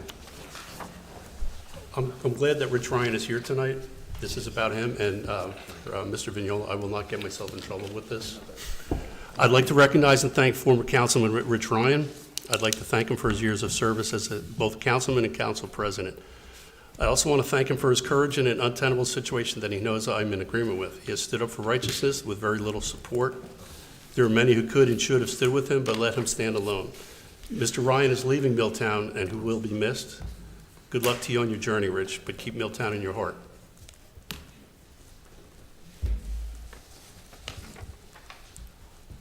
No more? Close old business? Well, there's no more for Councilman Poznanski. I can keep going if you wish. All right, let's go. No, I actually wanted to catch up. Peter, we had talked a while ago. I know the luck of the Irish got to you recently, but are we still looking at vacant lot ordinance to come around for the meeting in September? Either meeting in September or first one in October. So, as I indicated to you during our discussions, there were a number of things that popped up with the Ford Avenue litigation that required some immediate attention. And then I did have the unmitigated goal of going on vacation. So, I think I'll have that hopefully to you by that meeting. I also want to get it out in advance so that it's not dropped right before the meeting. Yeah, I'd appreciate that. And then I think the rest of the council would too. And if we have to have any executive sessions regarding Ford Avenue, any progress there, please let us know. The other one that I have on here was, Mike, about Albert Avenue Park. What's our expected time frame then for getting things going? I know the state can be somewhat slow to respond, but we're have they hoping- approved the plans otherwise? Yeah, they've given us comments, we've responded to them. We're hoping by your next meeting, I can tell you that they've given us authorization to advertise. And then That's how, I know we talked about this in the utility committee meetings, about using those DEP grants to move forward with possibly the meters. What are we looking at now that, with the news that you got from the DCA in regards to that grant? How quickly do you think we could move on that, considering we have the 500 sitting in a water tower that are just collecting dust? Well, there's a couple of ways of doing meter contracts. You may be able to do it through a co-op process. If that's what your desire is, we can take a look at that. Other than that, you have to put a set of bid documents out and bid it per, basically similar to a waterway installation project. But, we have handled those over the years. I think our first one was about 40 years ago. So it can be done, but I'll check co-ops. I think I would look at co-ops first, because you can get the type of meter you want and minimize your time in administration. So we'll look into it. I'll have some back for you soon. Excellent. Thank you. And then just, this one's for the rest of council, the old business. I heard Councilman Zambrano mention it, that the Environmental Commission looked at the Schwendeman-Cavan report, but did anybody else up here have a chance to look over that report and formulate an opinion of their own? Yes. I also saw detailed the costs, and I was a contractor. I can tell you that the cost would be much higher than what I saw, but it would definitely exceed the value of the structure if you put any money into it. It would have to be ADA compliant, and that's where all your costs would be. So it's something to think about. Anybody else on that one? Phil, any more to elaborate on what the Environmental Commission had to add in regards to that discussion? No, just to say that, again, it was a spirited discussion. The Schwendeman-Cavan has been a discussion 10-plus years now, probably. I think everyone knows that the money that was provided by the county, the state, I should say, was never going to be enough to do everything. It was a starting point for the hope to move it forward and get it going to a place where I think everyone wanted it to be. But again, just to mention, the architect's report was there, and people were a little bit taken aback, because I think what the architect is basically saying, that's done. There's nothing else to do there. So Yeah. That's kind of where that I interpreted his report too. It wasn't, there was no shining light in there saying, well, you might have a chance. It was kind of like you're out of your mind if you're going to go forward with trying to salvage it. And the reason I bring that up too is we've got some money set aside, from the grant that I know we were looking to possibly clean up. Winter coming around the corner is always a good time to clean up some of that vegetation and things like there. And, we had thought about the roof in the past. We had thought about doing the deck, but, it seems like we might be throwing good money after bad. So I think it would be good to start discussions about cleaning up at least the rest of the property and starting to spend some of that grant money on that. As we know also that we've seen the report from our GIF identifying it as potential hazards, and with the overgrowth now, it would be good for us to get in there and I think clean it up and try and secure the property a little bit better. Might be a good idea, but again, just wanted to make sure the concerns of the environmental committee were heard. Is there, or has there been an end game for what that cabin could be, should it be resurrected and brought up to code? I've heard, Nature Center. but like the staffing of that? Oh, and I some don't- of those details, like, you did ever Again, get into any of that? We're getting too far down the road there, but Got just the nature center, so that, in my opinion, from what I've been, I've seen over the last 10 years, and I've only been around here like 4.5, but, there was a swap between the county and, for our electrical utility, and that's how that became ours. But they did provide us with some money.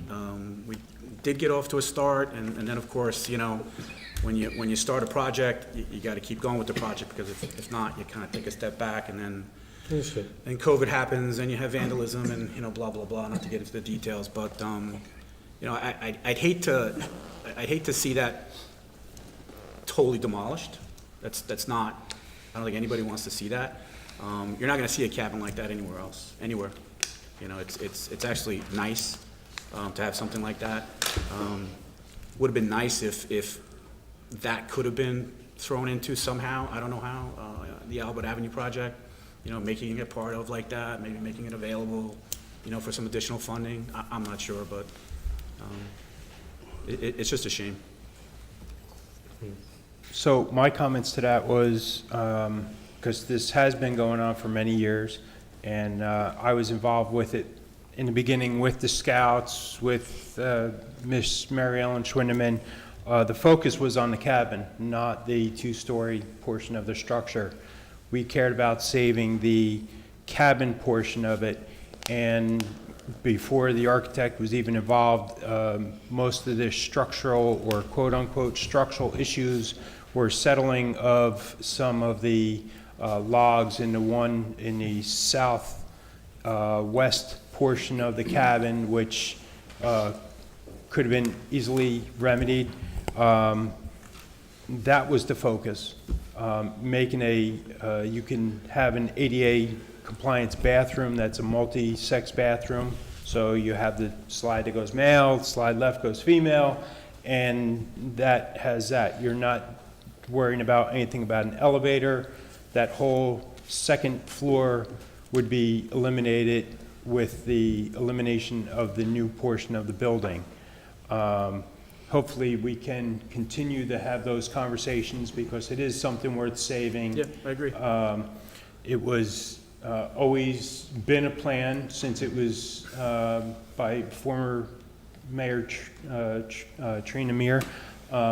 It was named by the Mayor and Council as Schwindeman Nature Homestead, or Homestead Nature Center. Thank you. Many years ago, and there was a coordinated effort between the Scouts and the Environmental Commission, the Historical Society, to continue to keep moving it forward. There was a lot of hurdles and roadblocks that were thrown up in the process to keep the forward progress moving. There was a lot of Eagle Scout projects there. So there was a lot of intent to continue to preserve that whole area there. Mm-hmm. So hopefully we will continue moving that thing forward in a good direction. If not the entire thing, at least the cabin portion, the existing portion of the log home. Yep. So to completely pull a left turn on that, and this is just thinking out loud, but I've been in Milltown 12 years, and this Swinderman cabin, I think I had heard the name. I've certainly seen the taxidermy place over the last couple of years as I came to meetings and saw Milltown for All, and you name it. But I had no idea what it was, and I don't feel the tie to it that someone who's probably been in this town for 40, 50 years has. With that said, I went and knocked on some doors today, because I don't know who to ask, and you can't ask politicians, because we're the worst asked. That was supposed to be a joke, I'm trying to learn like Rich, but anyway. And what I did find out was it seemed like, as much as a lot of people respect the cabin, they respect the concept of it.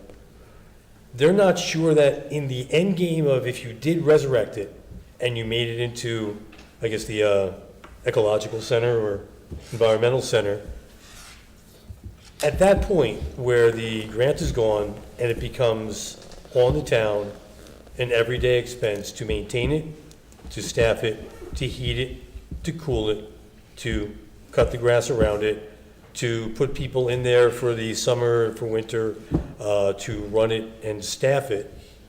And some people, of the people that I spoke to, and I will say it was only about 12 people, but I just pulled some demographics, knocked on some doors, and quite literally, some people were checking their mail, and nobody seems to know I'm a councilman, except for you guys, because none of them recognize me, which works to my benefit. But what did come up was that if there's a way to preserve perhaps the oldest sections of the cabin, maybe utilize them and reframe their purpose. Maybe that, I love that stone structure, that that actual round stone part. Some of those that I see, that maybe if that became, and again, like just mentioning what people told me, pickleball, fastest growing sport in America, as they say. It's already a fenced-in area. If there was a dog park and you could have a pavilion there, or you have that little area where at least if you kept the stone, maybe you could have tables there. Maybe it could be something without the grand undertaking of that list that is currently on the website. And as much as a lot of people like that cabin, there's an argument for it. And out of respect for the town, out of respect for the cabin, to me it's 1957 that it was built. I was born in 1968. I got brothers that are older than that cabin. So I'm not sure where I go. The word historic seems to refer to, as I looked it up today, refers to an artifact or a document. The word historical refers to a concept or idea. And with that, I just think the town may not, there's certainly a group of people in the town who certainly seem to think that that is a project worth its endeavor. I'm not sure that that is the majority of what a town thinks. And the commitment goes beyond getting it to the point. Getting it to the point is the start of the commitment. And I almost think it would be a terrible tragedy to bring it to a higher level again, and then at some point let it decline again because there's not an ongoing commitment to it. And I think that that may be, sadly, something to be examined about. It's not simply a concept, got to say it out loud. I asked the question to people, so I have to give their answer. Thank you. I'll be a little bit more direct, and I know a lot of people are not going to like me for this, and please don't egg the house. I remember when this proposition first came across our desk. We purchased the cabin from the family. Not we, I personally didn't, but it was purchased by the borough. It was given to the county in a land swap so we could build a new electric substation because the substation flooded. A couple years later, the county says, this place is useless. Here, take it back, Milltown. And I remember telling Eric Stieber, Mayor Stieber at the time, worst idea ever. County doesn't give away something that has value, okay? Most of all, not to Milltown. And to this day, that cabin sits there as a detriment. I understand the history. I can appreciate it for the people who have ties to it, but I see it as a future burden to the borough of Milltown. I see a closed building that may on occasion be opened for certain events. To the extent of those, I don't know. I don't foresee that building being a smart investment considering the limited resources that we as a borough have. We just talked about water rates tonight. We've got electric rates that are going to go skyrocketing. We've got roads to fix. We've got a ton of stuff to do in this town. And while I'd like to keep more of our history, fact of the matter is we got to be selective. We can't save everything. And quite frankly, it's been sitting for so many years with so much disrepair. I thought the architect's report was pretty clear. It is not a good candidate. That's my opinion. If it was up to me and I was the only one up here, I'd say, you know what? Thank you, county. We appreciate it. I'm going to put a bronze plaque here, tear it down, expand the park, make something more useful for everyone in town. That's my personal opinion on it. When I saw the report, I thought, well, I guess I wasn't too far off. I think we all need to take a step back and remove the emotions from it and look at it for what it is. Well, I'll say too, people have said it's historic there because it was built in 1958. Well, I was born in 1957. I don't consider myself historic, and I may be though. But I know that other people. That's true. She's my age. But people have said we have to do it for the family. But I believe, like Councilman Revelinsky said, the family sold the structure, and I like old things. Anybody who knows me, I like old things. But you look at what's cost effective, and it's not. But there's a park in PPAC, and it's similar to some of our parks here. They have an old log cabin because the town did what people want to do here, and it's larger than ours. They rebuilt the cabin, they restored the cabin, but the cabin has no use. No one uses it. And I've taken pictures if anyone wants to see. And from the outside, because it's logs, it doesn't look bad. And if you look on the inside, it doesn't look good. But the whole structure had been redone, but they had no real plan for it. So there it sits as a mainstay in the park. It looks nice on the outside, not on the inside. That's my thoughts. Peter, I had one comment for old business. The title search for the property over there, did we get any progress on that? I haven't gotten a response from the property owner, Mr. Berger, but as you guys know, he's currently involved in the condemnation case, so not sure that the train trestle is going to be at the forefront of his attention right now. Okay. But I'll keep at it. Okay, thank you. You got it. I'd like to close old business. Any new business? I've got one. Does any member of council have any new business to bring before council? Thank you. I'll piggyback on the title search that we were looking at for the train trestle over here and say, Wells Fargo just announced that it was closing the bank maybe about a month ago. Used to be Wachovia. Before that, when I had my first bank account, it was a First Union. Still remember the account number. Don't ask me how. I forget everything else. But anyway, I was wondering that because those train tracks go through a portion of the Wells Fargo property, would this be an opportune time to ask? I don't know if they're planning to sell it or not. I mean, is it worth, anyone else in this council have an opinion? I know we looked at the train trestle as a means for providing pedestrian passage over Mill Pond to try and get kids off of the bridge, with a safer route and everything, but also to beautify downtown. This would be the other portion, that other connecting piece, which would be just basically from where the Wells Fargo, if I'm not talking close enough, I apologize. Thank you.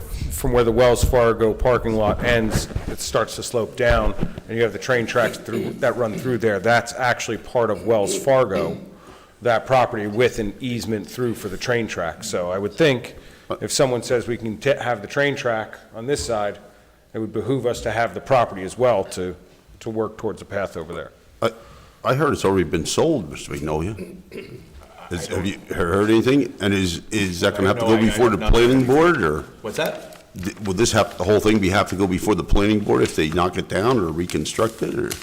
It depends on what somebody wants to do. If they want to reuse the site for something that's a permitted use there, technically they probably need a site plan approval, but whether or not they come in for one, given what people generally do around here, I don't know. It would probably be the tax assessor, though, that would have been notified if there was a sale, correct? It could be pending, I right?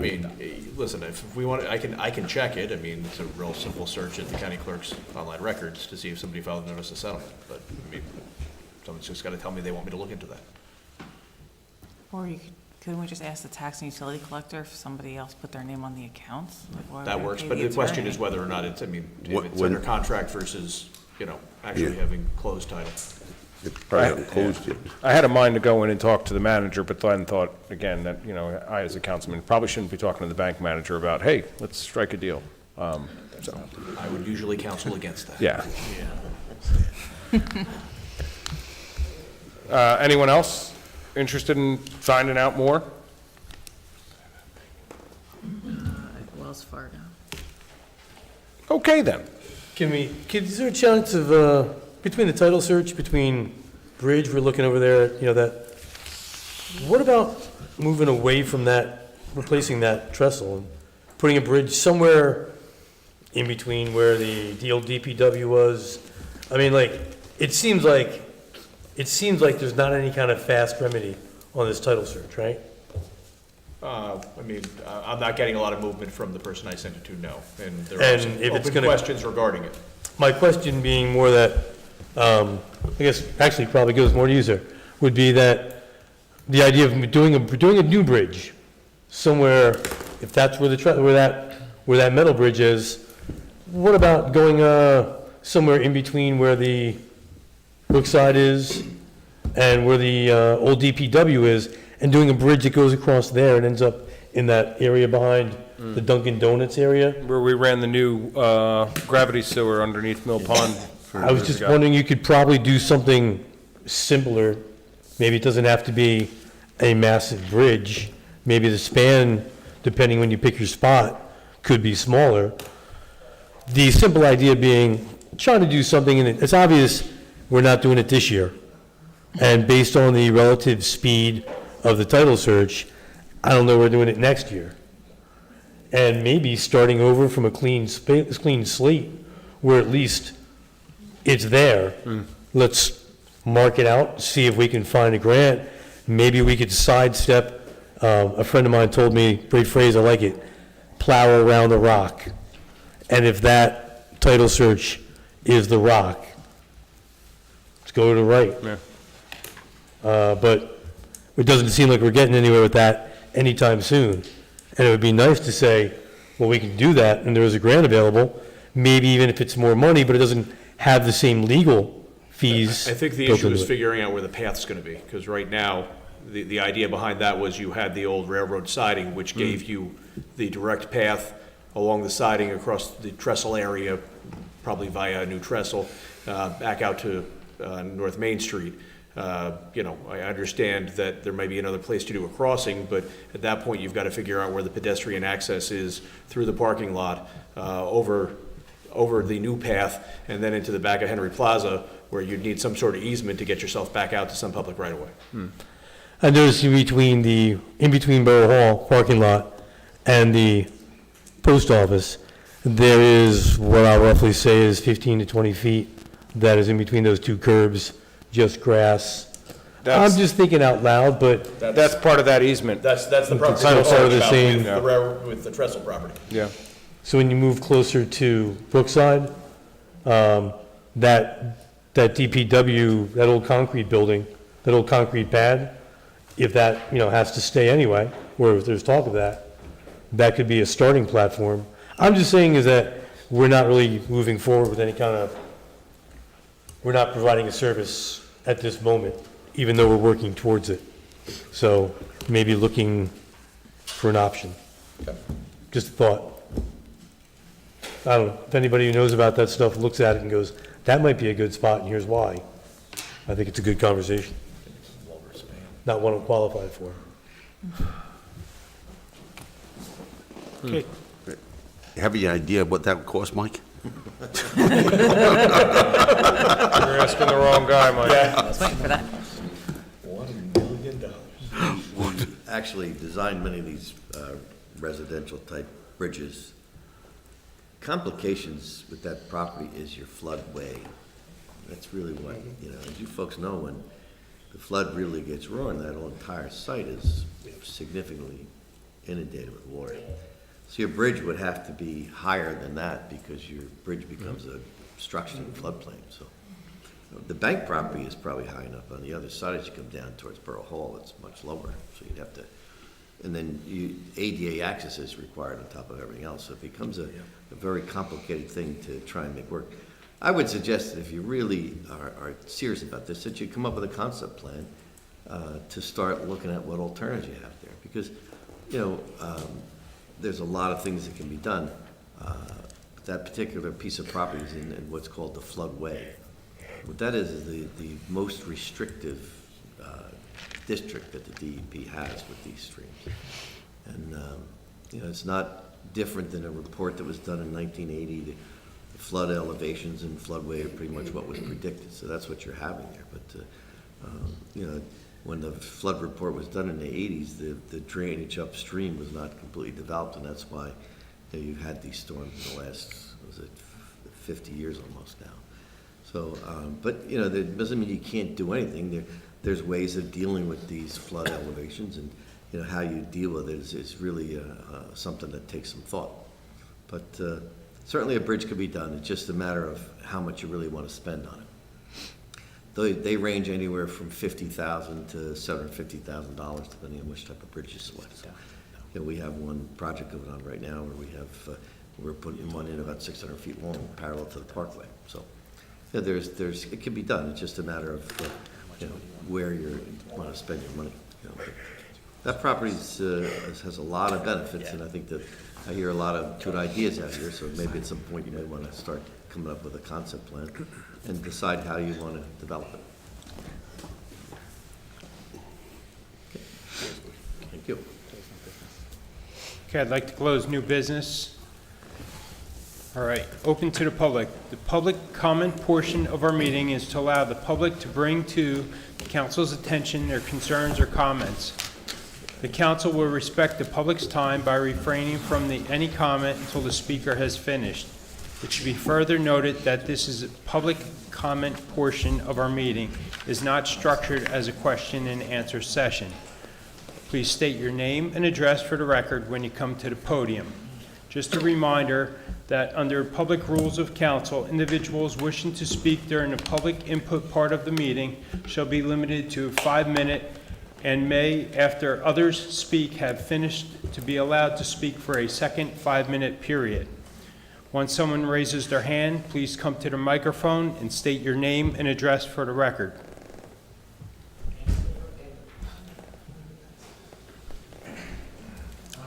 My name is Daniel Vidamovich. I live in North Brunswick, 310 Lewis Street. I'm here to just express my thanks to everyone who have helped me with my Eagle Scout project. If you don't know, my Eagle Scout project was the installation of a sidewalk over at the American Legion Pavilion, from the pavilion to the restrooms. Oh, nice.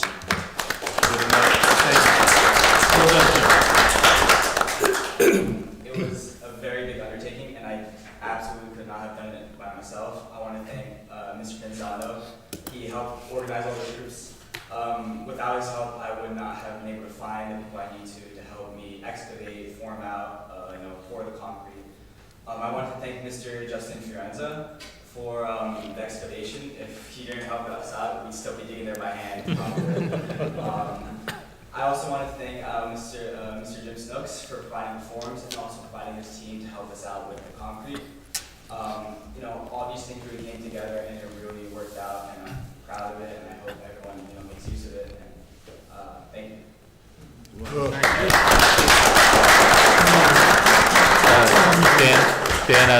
Dan, as a father of an Eagle Scout, thank you, and good luck toward your Eagle Scout. Yeah, and I'm staring at our Scoutmaster and the Legion troops for over the crowd here. Not just people in this room. I'm sorry, Russ Einbinder, 152 with me. Thank you. We love what Dan did on, your son, other people, your son. There's been some wonderful projects for our scouts, and continue to do it, guys. Congratulations.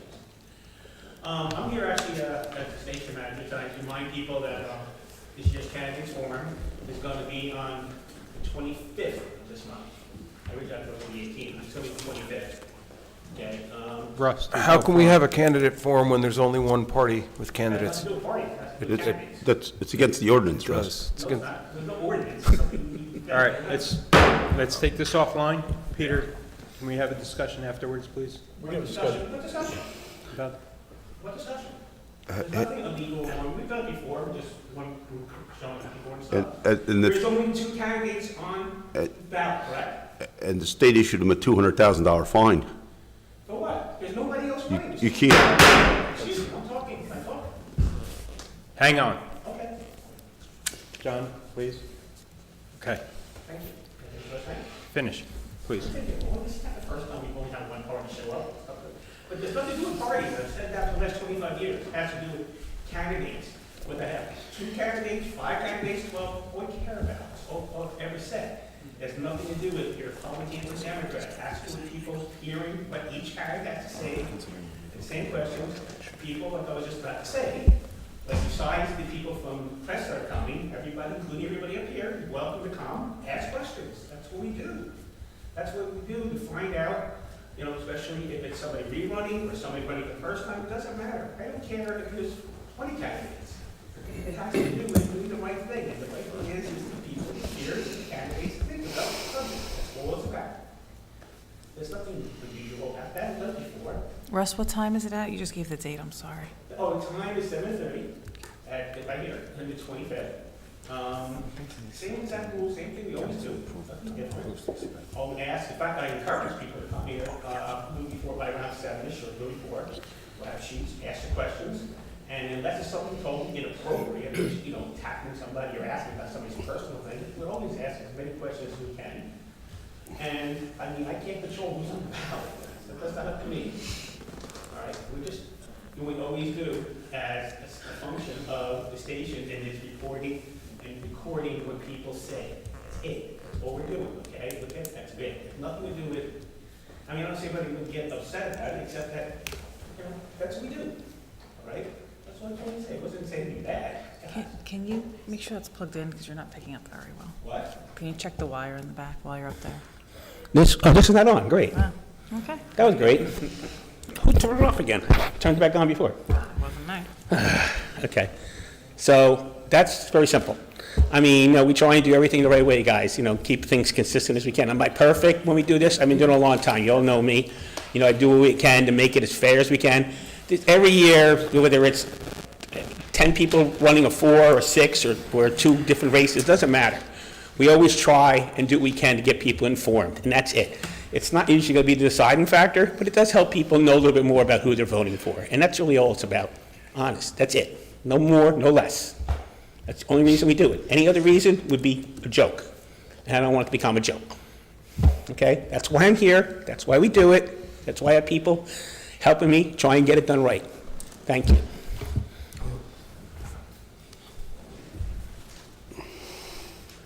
Good evening, Mayor and Borough Council. My name is Mary Ellen Schwendeman Davis, and I live at 119 South Main Street, behind Schwendeman's Taxidermy Studio. I'm deeply grateful for the community's support of the Schwendeman Nature Center and for the ongoing assistance from Ralph and the Department of Public Works. I'm here to request the release of grant funds designated in 2016 for Schwendeman Nature Center at 120 Colville Avenue to make the necessary repairs. My family has deep roots in Milltown with over 150 years in town and a century in the taxidermy business.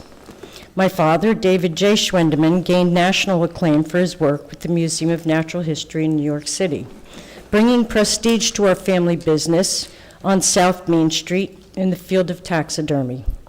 My grandparents began our taxidermy business at 119 South Main Street and displayed many of their works of art in the log cabin on Colville Avenue, which they built in the 1950s with the help of family and friends. This cabin, set on 2.6 acres adjacent to Albert Avenue Park, is an ideal location for a nature center. Taxidermy is more than a preservation technique. It's an educational tool that enhances our understanding of wildlife and inspires conservation efforts. Schwendeman Nature Center will be a beacon of environmental education, fostering a deeper appreciation for nature. We are incredibly fortunate in Milltown to have this meaningful space for the Nature Center, which reflects our community's commitment for preserving and celebrating our natural heritage. Growing up in this environment inspired me to become a biology and environmental science teacher. I've witnessed firsthand how eager students are to learn about nature, yet sources are often limited. The Nature Center will fill this gap and provide invaluable educational opportunities. The log cabin at 120 Colville Avenue, designated as Schwendeman Nature Center, has been a labor of love for my family. The $103,000 grant, or what's left of it, awarded in 2016 was intended for its restoration. Unfortunately, progress has been delayed and maintenance has been neglected. Recent architectural reports indicate that additional work is now required due to the neglect and vandalism since the first report in 2017. Despite these challenges, I am confident that with your support, we can restore this important resource. I urge the council to approve the release of the grant funds designated for structural repairs to bring Schwendeman Nature Center to fruition. Many community members, including myself, are ready to assist in any way possible. Let us remember that Mother Nature has no political affiliations. Thank you for your consideration.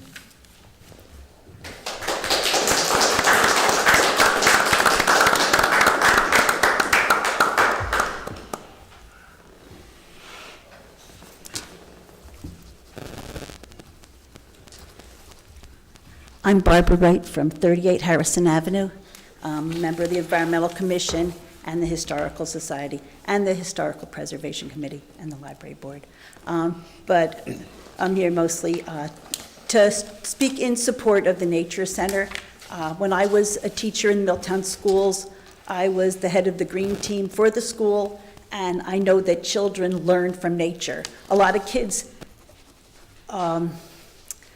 have different kinds of intelligences and different interests, and an interest in nature and in environmentalism is something that really reaches kids, and to have a nature center in Milltown would be such a benefit to the community for the future of the community and the future of our planet, because this is how you learn to respect nature and to care about the world. I know a lot about the Schwendeman family. This flag, Milltown's flag, was designed by Lillian Schwendeman, and she carried it in the parade every year. Maybe a different model of it, but she designed that flag. Her family goes back to the 1850s in Milltown, Egidius Schwendeman, and then he lived on Washington Avenue, but then the family eventually moved to Main Street, where they started the taxidermy business. I know that the taxidermy, the log cabin, was visited over the years, because I have been here my whole life. My mother's been here her whole life. Our family goes way back. That Lillian Schwendeman and her husband Arthur welcomed everyone to come learn about nature at that studio. The home was also filled with taxidermy at the time, and they welcomed people to come, and people would feed the ducks, and they'd visit. They had a teepee on the premises. It's been just a gem for Milltown, and I know that the architect's report is negative, and there are things that it says are unfeasible or whatever, but the log cabin itself is, okay, it needs repairs, but Mary Ellen does know people who can make some of these repairs. There are repairs that can be made for not as much money as the architect thinks. There's ways to do it, and it should be done. It should be done for Milltown. The log cabin itself, the architect report said the rooms aren't feasible for meeting, but they're good for display. They're good for display of different nature items that people could learn from. The large building in the back, you don't need the deck. You can take the deck down. That's a cost that we don't need to repair. The upstairs, we don't need an elevator because the people don't have to go upstairs. The to get from the log cabin into the ground floor of that other building, I think maybe only one step that could probably be ramped for handicap accessibility. And like you said, George, you could have a bathroom that would be handicap accessible. I don't think it's that. Some of the repairs can be done cheaper than what the architect's report is. I think it should be saved. Thank you.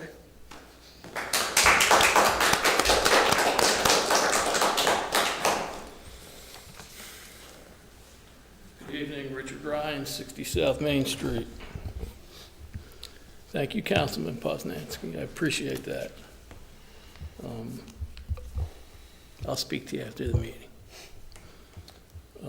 With regard to the Schwanneman property, I'd like to offer my own perspective. I think that it's a piece of property. First of all, let's get it factually established as to what happened, because I believe that's important. And no matter what anybody thinks the piece of property is worth or not, I sat in on those negotiations, as did Mayor Murray.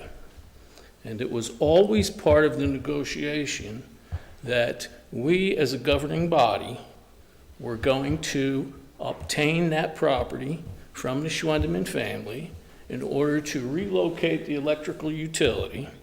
And as part of that, we would then offer it back as Green Acres to replace the piece that the county gave to us, knowing that the county was going to then deed that piece of property back to us.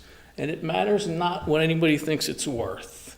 The fact is, it was part of the negotiation because it was the best way that we collectively thought at the time we could solve many problems. And it was no small undertaking, as I'm sure everybody understands. Having said that, if we think about where we exist right here, this section of Main Street and the blighted properties that nobody does anything about. Nobody. Not this council, not the one before it, not the one before it. The piece of property across the street from my house, I believe was 2002 or 4, it exploded. Nothing's been done, zero. Including the council I sat on. Dare I say, we were a little busy doing some other important things, though, as I'm sure you guys are. However, the Schwendeman property is a piece of property that can be saved. And sure, there's cost in it, but it can be saved, and I think it would be prudent to look at it as such, that no matter the cost involved, it's available, it's existing, there's cooperation from the community with regard to trying to achieve that, as opposed to some of these other properties that maybe your hands are a little tied on. So I appreciate other perspectives, but I think that there's greater benefit in the end if there's a collective effort to try and resolve what the issues are with this particular piece of property. It's not out of reach. And I'd also like to point out that, there's cost in everything, and I don't want to pay any more than anybody else wants to pay. But it's a little bit disingenuous to sit up here and discuss issues of cost and how we have to pinch pennies and save money because of this, that, and the other thing, and at the same time, raise water and sewer rates, talk about raising electrical rates, and then spend another $1 million on a fire engine.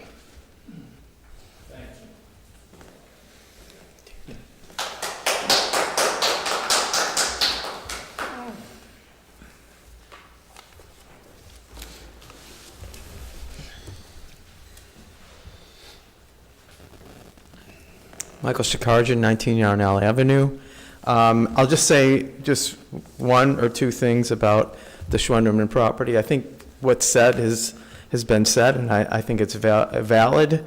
And I'm a proponent of saving the property myself. One of the things that came up was Green Acres.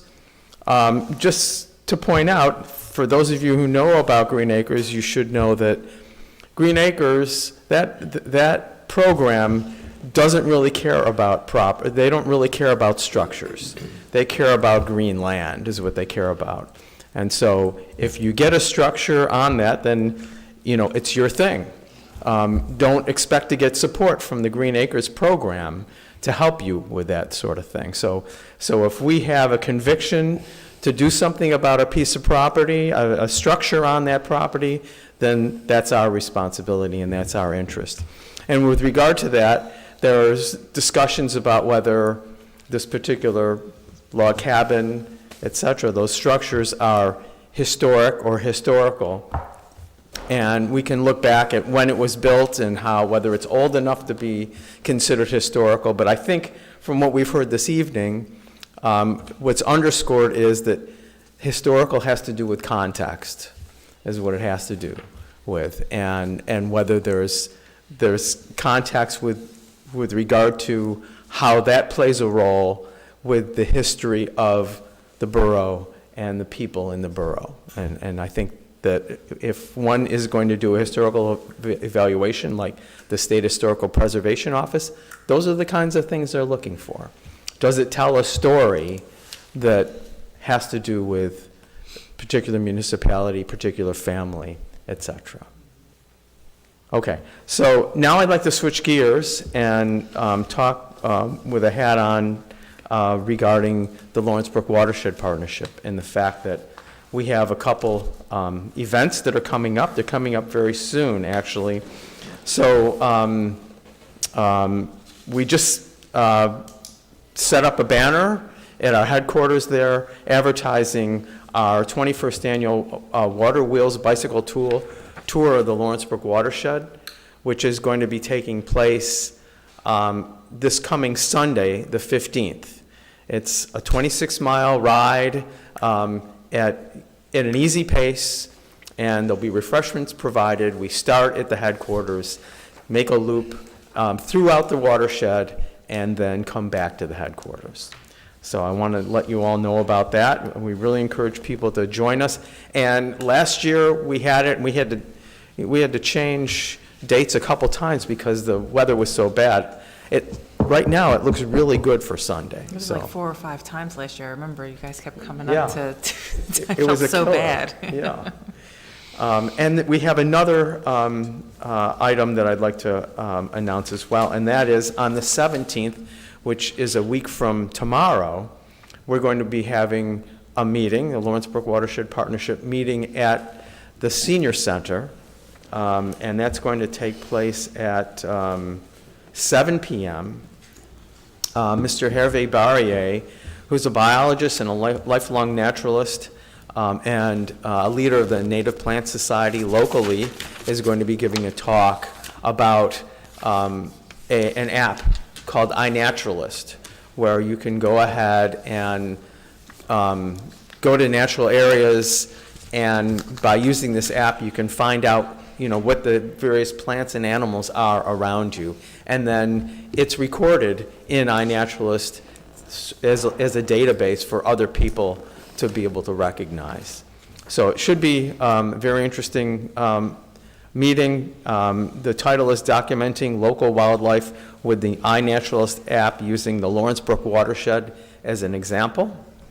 And then I guess just to close up, the Lawrence Brook Watershed Partnership will have a table at Milltown Day on September 28th as well. Okay? So thank you very much for your attention. Thank you, Michael. Thank you.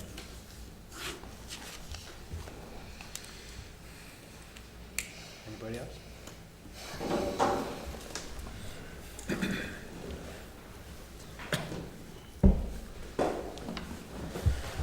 David Raniak, 322 South Main Street. I just want to echo what has been said here about the Schwedeman cabin, about the real community support that is rooting for it and for its preservation. I know part of the New Jersey Historic Preservation when they put out their top 10 list, something they look for is unique characteristics and, as he was saying, how it contributed to the town. And I think there's no doubt that this cabin has contributed to the town, that the family has contributed to the town. And it is the only log cabin in town, so it's technically, if you want to think about it that way, it's architecturally significant in town as being the only hand-built log cabin by a Milltown family in town. So that's something important to consider. Something else I want to talk about is 3 people have been hit by cars this year so far, if I'm not mistaken. I understand that there is more enforcement by police and stuff, but we need to, you all need to do more than just enforce. We can put as many signs up and have as many cops out there pulling people over for trying to, or not yielding to pedestrians, but we need smart engineering on our roads. I know speed bumps are out, but speed humps are in, or even speed tables. It may be inconvenient to the DPW, but it's public safety. We have to put our kids first, and when we put our kids first, then we put our seniors first, and we put our families first, and we put all Milltowners first. So I think that's important to consider. One other thing, I know there's been discussion about the flags and all. The state of the flags that are out here right now it's pretty pathetic right now. They're all faded, and for people who say that, we support the flag and everything, they walk by it coming in here for these meetings, and they haven't changed the flags. So just a thought. Thank you. Thank you.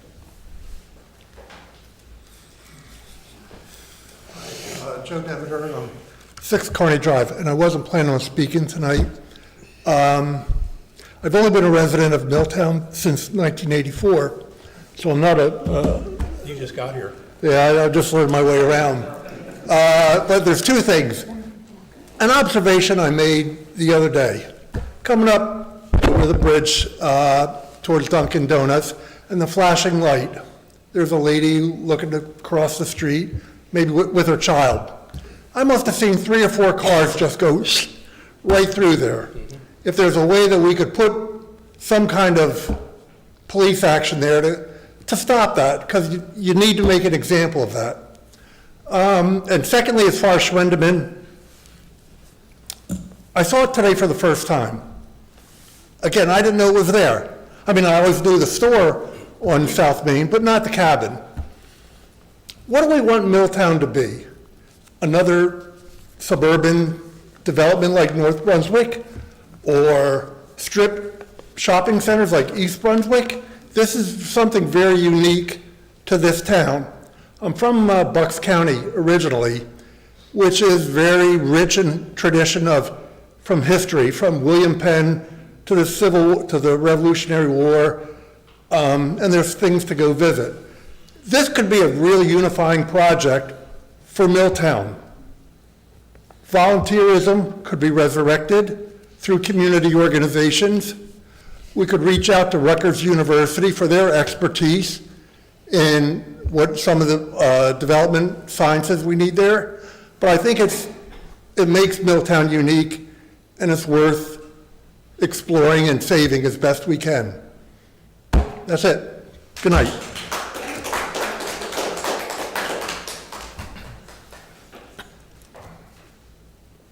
No one else?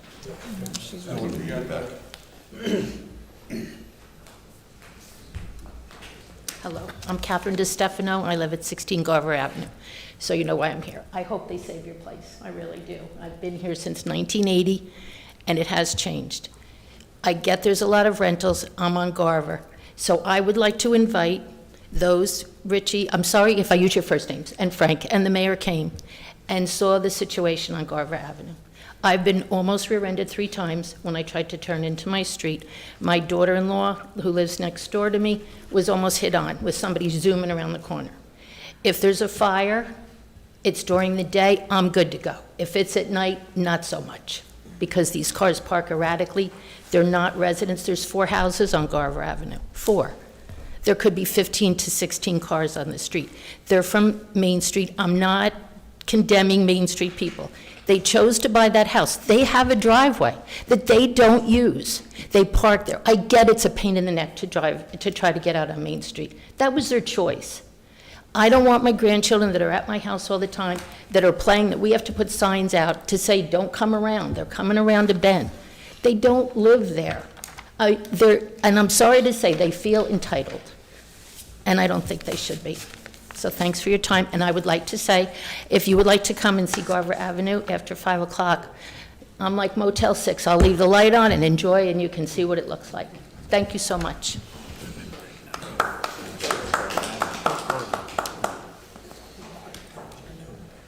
No one else? Okay, I will close the public comment portion of the meeting. Council comments. Is there anything further that anyone on the council would like to bring up at this time? I would, if anyone wants to go first, I'd like to go last. Speaker. I'll go. Well, all right. I did hear there's quite a few people talking tonight. One person mentioned Main Street and some of the blight that we have there. This specifically is one of the reasons why we are trying to get a vacant lot ordinance passed.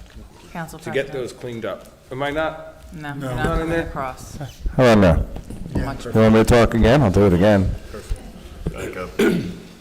We're trying to get this vacant lot ordinance passed for that very reason, is that when I drive down Main Street, it doesn't look like the Main Street that it was when I was a kid. And it's just a mess. And so we got to do something about these absentee landlords and these absentee property owners who just don't seem to care about the condition they've made Milltown. Number 2, I'm sure there is probably a huge line of people that just want to come down to Milltown Day and give me a tremendous hug. I won't be there. Got plans with the kids, and sorry they come first. I know, Phil, you're happy. And I want to say I do appreciate everyone coming forth and saying something about the Schwendeman cabin. I'm not going to backtrack on what I said. I do feel that way. I think that the building is not a good candidate for repair. But that's not to say that I'm against a nature center. I think that, like when I say a bronze plaque, I mean, let's start fresh. I'm talking about put a plaque here, let's start fresh, let's build a new cabin that looks like. But when I see the amount of work that cabin needs, and then you've got the structure adjacent to it, trying to pull that down, to me, it's like nope, level it, let's start fresh. I see the vision.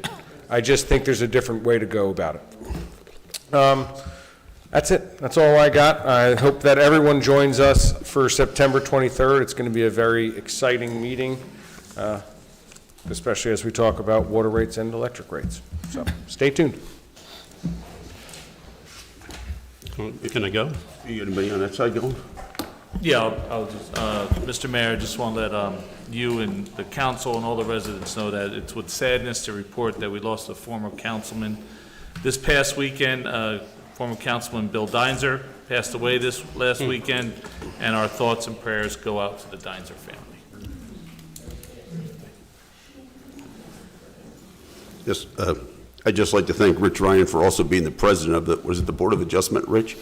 For many years, you were on the president. You did just a great job. I looked up to you for that. And I'd also like to say, I'd like to see the Schwendeman cabin done, and, we're gonna have to look outside the box to get this project done, because takes a lot of people to get involved and to do this, even though, people say it can't be done, you have to believe anything can be done. I'd also like to say that, as for the candidate forum, I am the council liaison, and I have to sign off on that, so I kind of see it's a little inconsiderate of Mr. Einbinder to come up here and announce the candidates forum without consulting the council liaison. So I would ask that he refrain from doing that until it's signed off on, because I believe that's in the ordinance, Mr. Bignolan, which I'll speak to you after the meeting about. I'll need to look at Councilman Collins. That concludes my comments.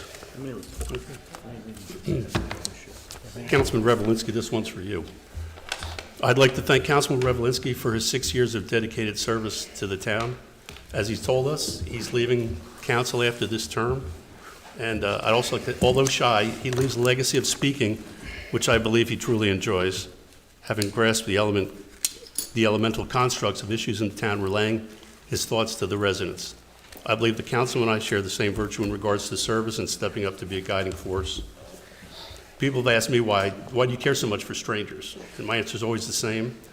I don't see Milltown neighbors as strangers. I see them as family, the same way I see our country. I believe in American exceptionalism and Milltown exceptionalism. I know that Councilman Revelinsky feels the same.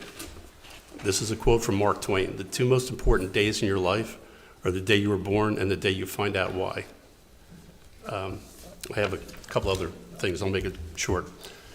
This is for our borough clerk. I'd like to recognize and congratulate our borough clerk, Monica Orlando, for surviving to celebrate 1 year of service to Milltown on September 1st.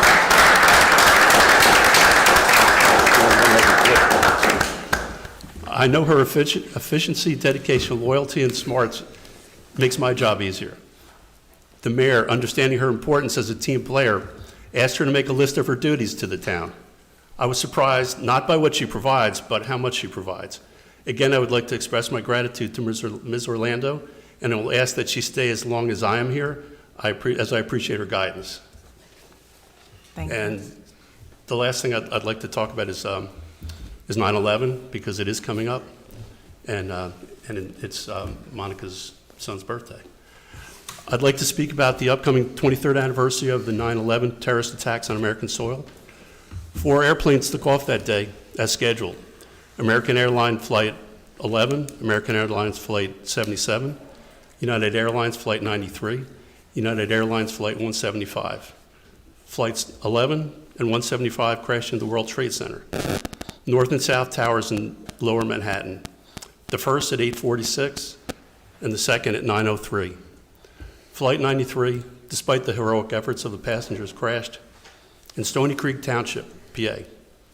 It was Todd Beamer's immortal words, "Let's roll," that led the charge to try to thwart the hijackers that fateful day. It was the passengers' heroism that inspired Americans since that terrible day. Flight 77 crashed into the Pentagon, destroying large parts of it. The worst attack ever on American soil. Claimed 2,977 lives that day.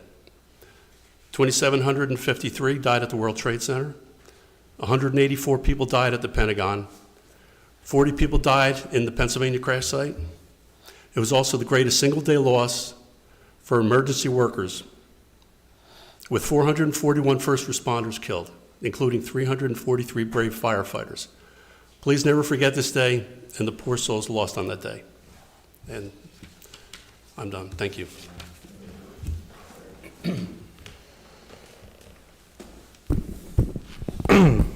Well said, Gary. I guess I've been here about 9 months now, 8 months, whatever this is. What I do notice for Milltown, vaguely regarding the Swinderman cabin, vaguely regarding safety, vaguely regarding everything in Milltown that we all want for this town.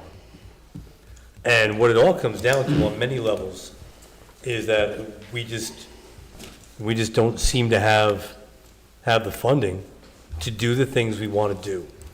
There's clearly unified goals. People get here all the time, and they know what they want, and we all want it. And if we just had a cash drawer to go to, we could do it. We'd love to. Sometimes I know there are a few of us, we could be a little staunch. We can be a little bit like, it's what it is. And that's not a great answer, and we're not happy with that answer. We may deliver it with a stern face, but realistically, it's not what we want to deliver. I've used the reference of, we're not going to Disney this year. Someone's got to say that sometimes. And that pains me.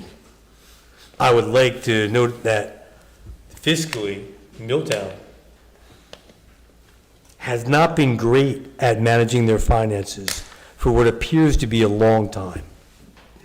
I say long time because it does seem, that seems what it to be what it is. And I don't have anyone to blame, but we got a lot of people who probably tried, and sometimes like plugging holes in a dam. There's only so much that can be done. I respect, the whole concept, and I get the attachment to the Swinderman, to the building itself. And I understand too, growing up in that time and being part of that, and in the same respect, knowing the people who are building that house, and your parents and the friends of your parents, and everybody meeting there and going over my cousin's house, and, we were, building a shed and putting it together. The old grown-ups did, and the kids sat there and played, but we were part of it, and there was a sense that we could do anything together.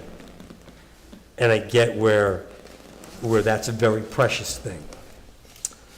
What concerns me is if you ever see somebody open a restaurant. I worked at a lot of restaurants. Not all of them were good. Not all of them were bad. And not all of them deserve to stay open as long as they did. But what you find is that at the grand opening, 1,000 relatives showed up, and everybody in town came. And everybody was there to cut a ribbon and go, it's going to be great. It's going to be great. And once it was there and open, they all went back to their lives, and 3 years later, there's just a few people struggling to maintain that. And I ask that at least if the environmental and commission and everybody involved in this can be cognizant of the idea that getting it to one point is one thing. What happens after that is an ongoing expense that there won't be people there to volunteer for. I mean, our DPW is understaffed. Every year, they hire 4 people to go out and weed whack and summer help. And for those 4 people, after a couple of 102-degree days, which we've had, I think 21 of them this summer, they go work at Target. And when I say that, we can't pay them enough, and they don't want to. And where in a town can we find a way to manage all of that? If you walk by we got some nice buildings in town. I walk my dog every day. There's a lot of things that aren't weed whacked. Like you go into Cranford and you're walking around, you walk by whatever it is, it's the back of City Hall, and it's manicured. You go into other towns and I see everything clean. It's just manpower. We don't have it. And we only have to have the space to put people into that department, let alone the money for it, in a time frame because of the constraints of the way budget law is written for a town. And sometimes I follow the money because that's where the answer is. That's sometimes where the problem is. I'd love to, make the Swinderman place into something wonderful. Maybe we have to be realistic and morph the idea of what it was and what we want it to be and find something in the middle that may not involve a lot of renovation, but still be a nature center. And I mentioned that as an idea of, at some point, if push comes to shove, does the answer become yes or no? Or does the answer become, you know what? You want a nature center. Let's keep some of the building. Let's find a way to do that. Let's make retaining walls out of those boulders. Like, let's do something, but it may involve compromise. And the other thing I have noticed, that's not what is great, not one of the things that I think our town has been great at, is compromise and trying to come together with a plan that's reasonable for everybody. And over the next year or two, I think that's something we need to work on, maybe over the next 3 decades. Who knows? Not a bad plan. Sorry for talking so long, but my heart's in the right place. I know a couple of us that are a little brazen, a little loud. Hearts are in the right place. So bear that in mind. And kindness tempered with wisdom is a goal. Doesn't always come out right. I'm a little Italian. Sorry. Have a great day. Thank you. All right, I'd like to close council comments. My comments. I would like to take a minute to thank Council President Revelinsky for standing in for me while I was away on personal matters. Thank you. I appreciate it immensely. I would like to thank two Milltown businesses, Justin Florenza and Jim Schnook, for helping me out while I was not able to be in town for personal reasons. Justin and Jim and their teams helped out me personally, and also assisting the Boy Scout Troop 33 Eagle Scout project by assisting the Boy Scouts with digging out the areas and pouring the concrete when I was not in state. Local businesses that make Milltown great. When someone needs assistance with something, they don't hesitate to jump in and help someone out. So thank you very much for both of them. Tonight you heard the first reading of the water and sewer rate ordinances. They were introduced because of political games on both parties to keep the rates artificially low and save face to the residents. Well, this is the outcome of that because there was no planning for the future and infrastructure improvements. There was no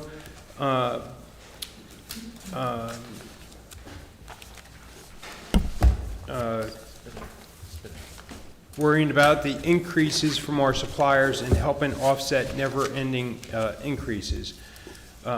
We need to focus on planning for the future for our residents and not just look for their votes.